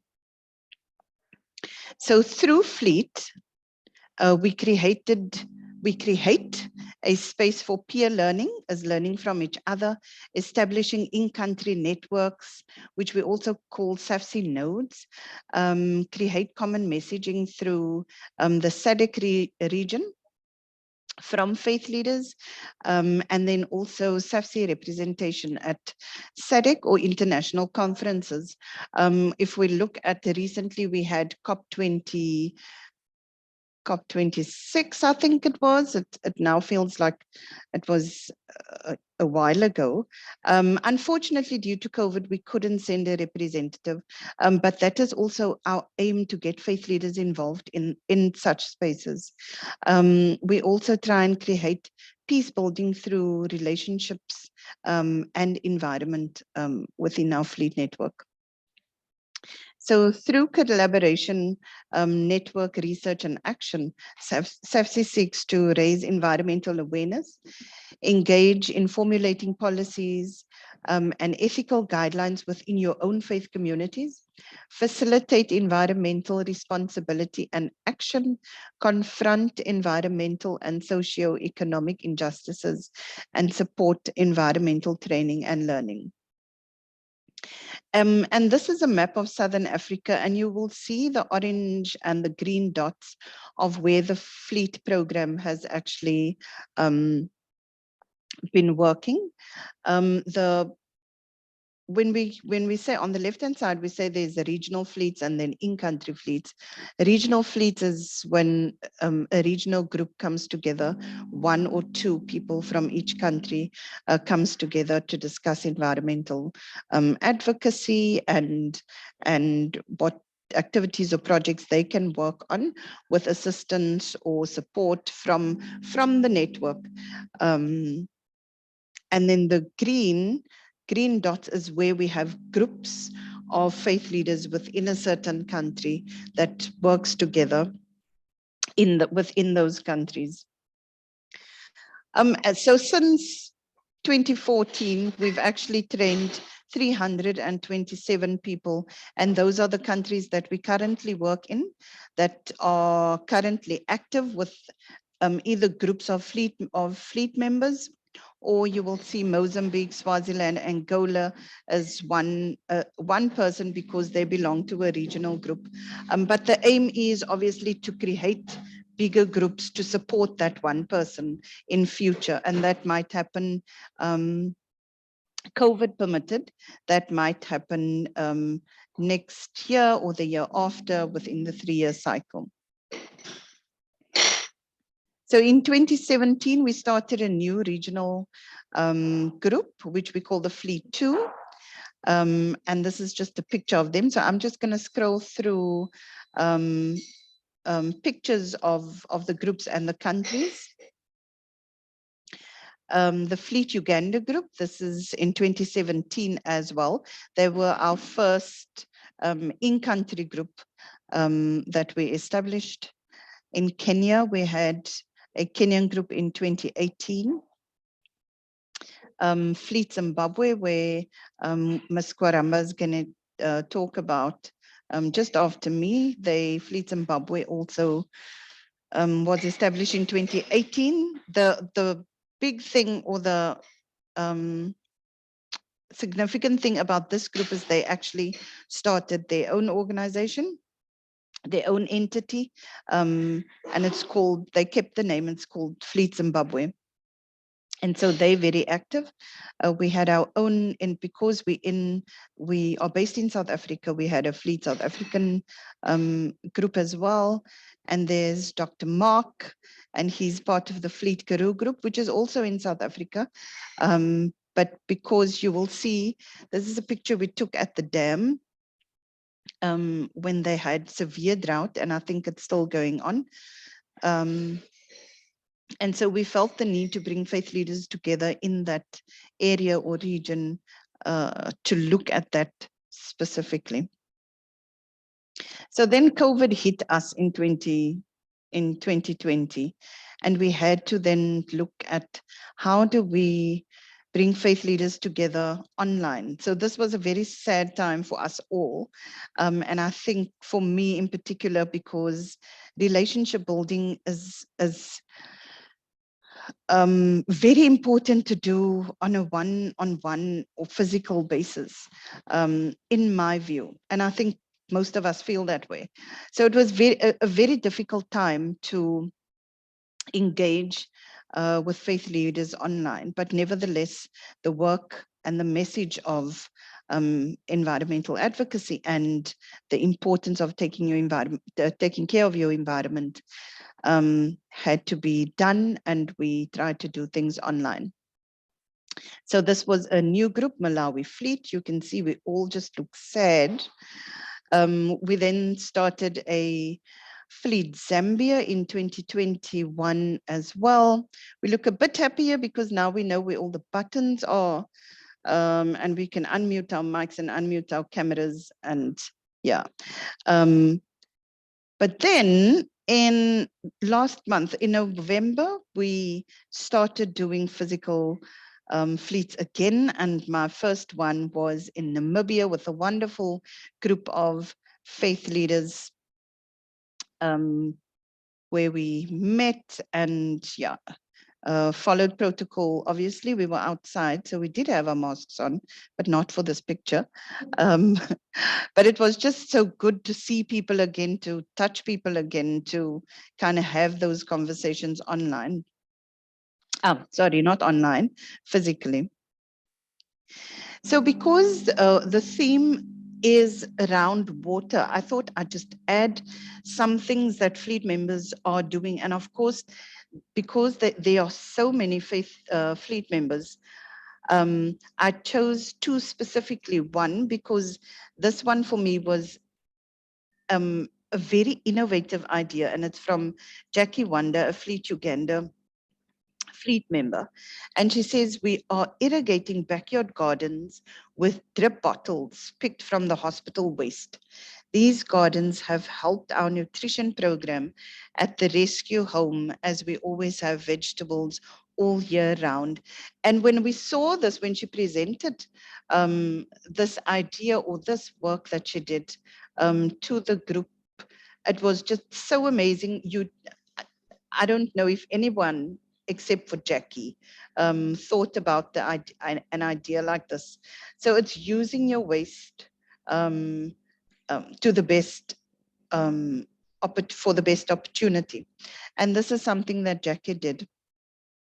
And when we talk about advocacy, we talk about either changing policies or being involved in government policies, being involved in your own congregation policies regarding whether it's water, whether it's waste, whether it's energy use, and coming up with that policy so your congregants can learn to take better care of the resources.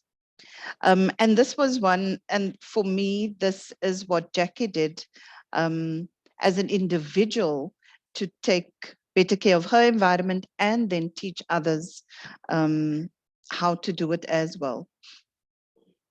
I took this from a presentation from Mrs. Tendai Gurupira from Zimbabwe, and she shared this with me, and it was a presentation that she did, or still does with her congregation or at community level. And it's about ways of saving water in the household. So if we think about advocacy, it's not only about what government can do, but what can we do as individuals as well in our own homes. And then we look at the bigger picture of what can we do in communities. And then bigger than that, what can government do and how can we influence that?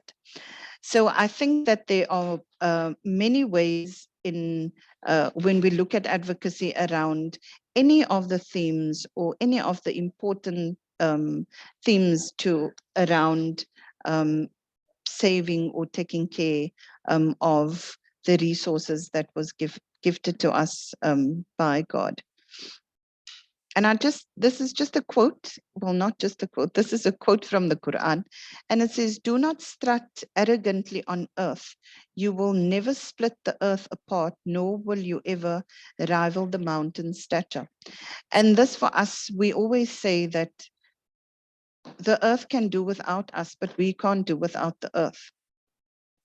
And so we have to think about what we're doing to the earth, because it's only, because it's not beneficial to us. It's not beneficial to our children and the future generations, because the earth can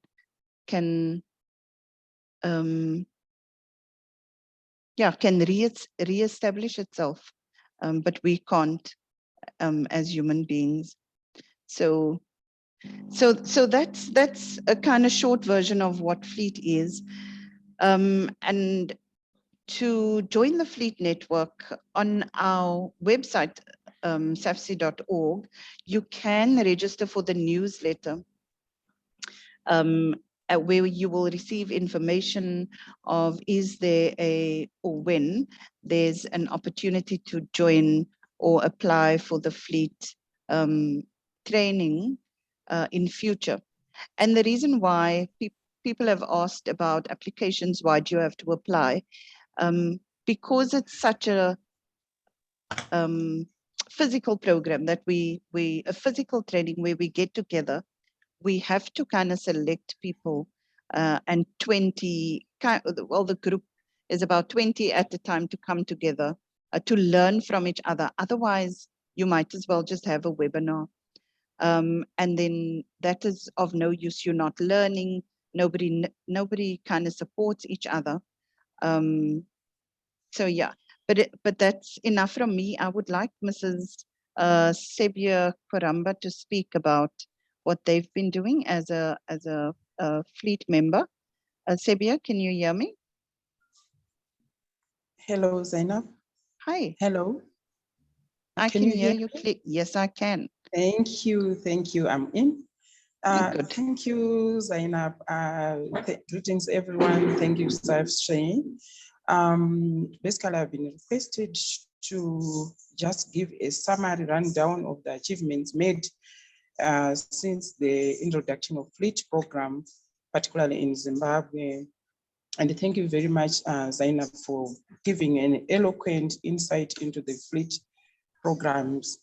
Basically, Fleet Zimbabwe started by a call for expression of interest. I will not spend much time there up to its launch in March 2018. I actually learned through literature that Fleet program started in 2014, but here in Zimbabwe, the launch was done in March 2018 with a membership of 16 and 14 certified, because we actually went a comprehensive training and we requested for certificates. So actually 14 members were certified, but in all we are 16.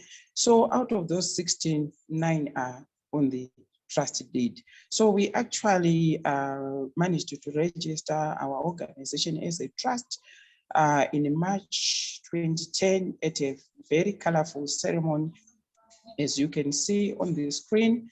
May we go to the next screen, Zainab? Yes, you can see.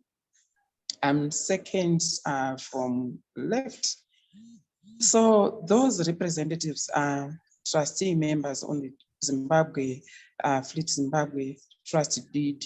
Actually, you may also need to know how the representation was made. There were issues of gender, issues of inclusiveness, and issues of the role that those members are playing on the list of trustees.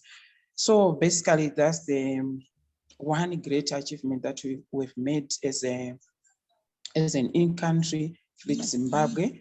So that whole period between registration and now, it presented an opportunity to introspect and apply mind to identify and exploit, because basically the major purpose of establishing a fleet is to do work, is to do earth-friendly work, environmental work. So we needed to create relevant programming, environmental advocacy opportunities.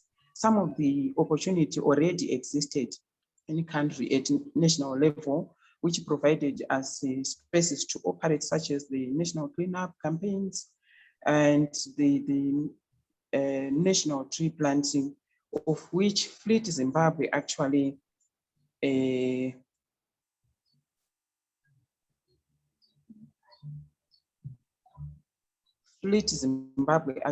participated. As we speak, recently, Fleet Zimbabwe mobilized faith communities and resources and planted about 280 fruit trees at a faith institution, that is at a secondary school in Mashonaland West Province. However, besides collective efforts under Fleet Zimbabwe, individually we managed to pursue environmental advocacy work as individuals, because at the launch ceremony, we actually presented individual assignments to be pursued. Are we together? Are we together? We're together, Sebia. Thank you. We presented individual assignments to be pursued, or either as individuals or in small groups of members. So these were again followed by a series of training from SAFC to capacitate and build around our capacity to equip us with the program implementation skills. Then again, there were a series of trainings that SAFC did, the webinars, the eco-justice webinars, they taught us how to establish food and nutrition gardening. We provided trainings around energy, around water, around waste, although we learned a lot as Fleet Zimbabwe and as individuals. So after gaining such knowledge and skills, we had to pursue work such as establishment of food, health, and nutrition gardening, using the farming the goddess way, organic. So like here in Zimbabwe, we've got vast lands, which is just lying idle. So those open spaces were availed for community gardening. And what is the purpose of those community gardening? Normally the community gardening, like from the training that were provided by Gabriel recently under the sustainable food systems and other areas, webinars that were held even by Reverend and other SAFC team. Basically, the idea is to review the way of producing the means of producing food that for human, that is fit for human consumption. So basically, the food and nutrition gardening presents opportunities to the faith communities to monitor and guide also, and also to have knowledge on the way the food is being produced. So food and nutrition gardening is one aspect that Fleet in country has been able to establish. So, and again, we ventured into tree planting. Like during the lockdowns, people were not allowed to move. There were movement restrictions, and we resorted to planting trees at church. There was no restriction even movements to the church and to the home. So we resorted to planting. As you can see, it's myself there planting a tree. That other lady, we are planting trees. So as a way of conserving the soil and as a way of conserving the water as well, like the previous speaker has just said around the topic of water. And we also individually and in small groups, we managed to establish what we call the Tree Budders Network. This network is, the participants are a group of women who participate in planting trees and establishing nurseries for the sake of taking care of the environment, and also as a way of earning a living through selling trees and also through selling nurseries. And most of them are doing very well. They've established orchards, they have established very big nurseries, and we share information and share knowledge within the network. And everyone is free as long as you participate around environmental conservation, tree waste management, and nurseries. Next slide. I think I missed a certain slide. Then we had some of the community initiatives. That is, we established the community pastors forums, which is made up of at least a lay leader or a clergy in each of the faith institution in the community. They form a forum. The purpose of that forum is to share ideas, to discuss issues of community development, including waste, women empowerment, youth empowerment, all those kind of issues, and also deal with challenges collectively as a community. So that has presented opportunities even to discuss issues of the environment, waste management, and also to keep the environment clean. I'm just trying to rush up. Next slide. You see there, because of the knowledge, I always share with my colleagues that the advantage of knowledge. Before the trainings that we got from SAFSHE, we thought waste is waste that should go to waste. But we realized that waste is actually a resource that can be generated into income. The nurseries that we are running, we use waste. Waste is a major resources in the project. So waste like leaves, waste like organic stuff, organic matter from the kitchen, from the agriculture industry, we use that one to build around our nurseries. So the community also identified an opportunity. They pick waste and bring it to the nurseries, so they earn a living. As you can see, that's an old woman bringing empty bottles, plastic bottles of beer, cooking oil to the nurseries too. And she, in return, gets something in return. She receives, and she's smiling. She's now able to take care of herself. Next slide. Then, like I mentioned earlier on, the Pastors Forum, we have found a platform where we exchange information. It's a communication, information, and education platform where we discuss issues, and the pastors or the lay leaders or the faith leaders, when they meet their congregation, they share the issues or the views of the or exchanged at the pastors' forums. Next slide. I'm just trying to rush up. Then the other most important aspect that we are pursuing, either as Fleet Zimbabwe or individual, is to create safe spaces for faith work, because we really need that space for advocates for the environment. We, like, for instance, the scrap collections and sorting points have been created as well. That one also provides an opportunity to keep the environment clean and also brings opportunity for the community to earn a living through selling waste. Then in conclusion, Fleet program has brought a joy among many communities. It has brought relief. It has brought hope for life, and also life-saving opportunities through revising or revisiting the means of producing food for consumption. Otherwise, I will give thanks to SAFSE and we make it happen as a faith community and faith leaders. Thank you very much.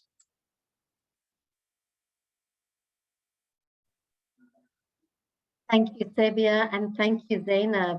So that was a really exciting piece about what we actually get up to here at SAFC and what our faith leaders actually get up to. Zainab, did you have something you wanted to say to round up? Yes, thank you, Betty. I just wanted to say in conclusion that the Fleet platform, I'd like to think as a space where faith leaders can be activated to start something and be supported by myself, colleagues within SAFC and other organizations that we can put you in touch with to support you through the process of the work. But it is a platform that you can use for support as well. So thank you. Thank you, Zainab. I'm just going to make a note that you didn't mention our Cape Town fleet, but that's okay. We'll have that conversation later. It's fine. The Cape Town fleet members here on this call, I haven't forgotten you, but our time has seriously come to an end. And I really apologize for the fact that we went well over our mandated time, but it was so interesting that I just, we couldn't contain it all, and that's something for me to be aware of in future. But thank you so much, everybody, for your patience with us, for your wonderful attention with us. And I would like to just invite our board member, Sean Cosette, to close for us in prayer as we go about our way into December, into the end of the year. And if we can carry your blessings with us, Sean, are you still with us? Perhaps we should just take a group picture before we do that so that everybody else just doesn't fall off. Chloe, do you think we can quickly take a group picture?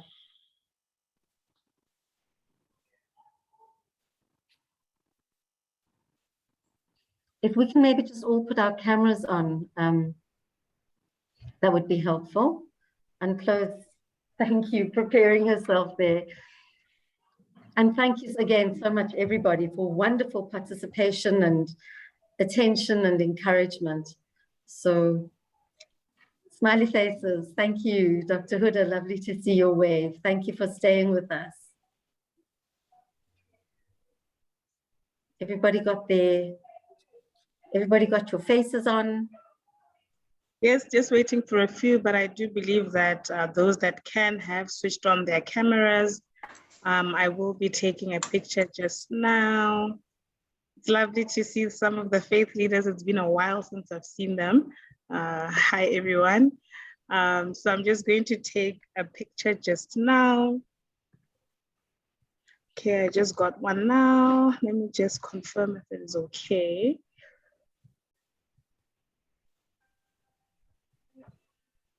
I do believe I do have the shot, Rev Berry. It's okay on my side. Thank you. Okay, super. Sorry, I'm just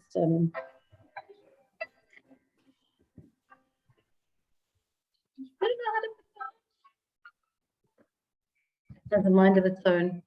There you go. All right. Sean Cosette, if you could please bring us the closing prayer. Thank you so much. Let us pray. And I offer today the prayer attributed to Saint Francis, who is the patron saint of the environment. Lord, make us instruments of your peace. Where there is hatred, let us sow love. Where there is injury, pardon. Where there is discord, union. Where there is doubt, faith. Where there is despair, hope.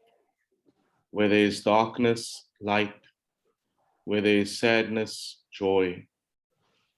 Grant that we may not so much seek to be consoled as to console, to be understood as to understand, to be loved as to love. For it is in giving that we receive, it is in pardoning that we are pardoned, and it is in dying that we are born to eternal life. Amen. Amen. Go well into this beautiful December season. Stay safe, everybody, and we'll see you in the new year. Blessings and peace. Thank you again. Bye-bye.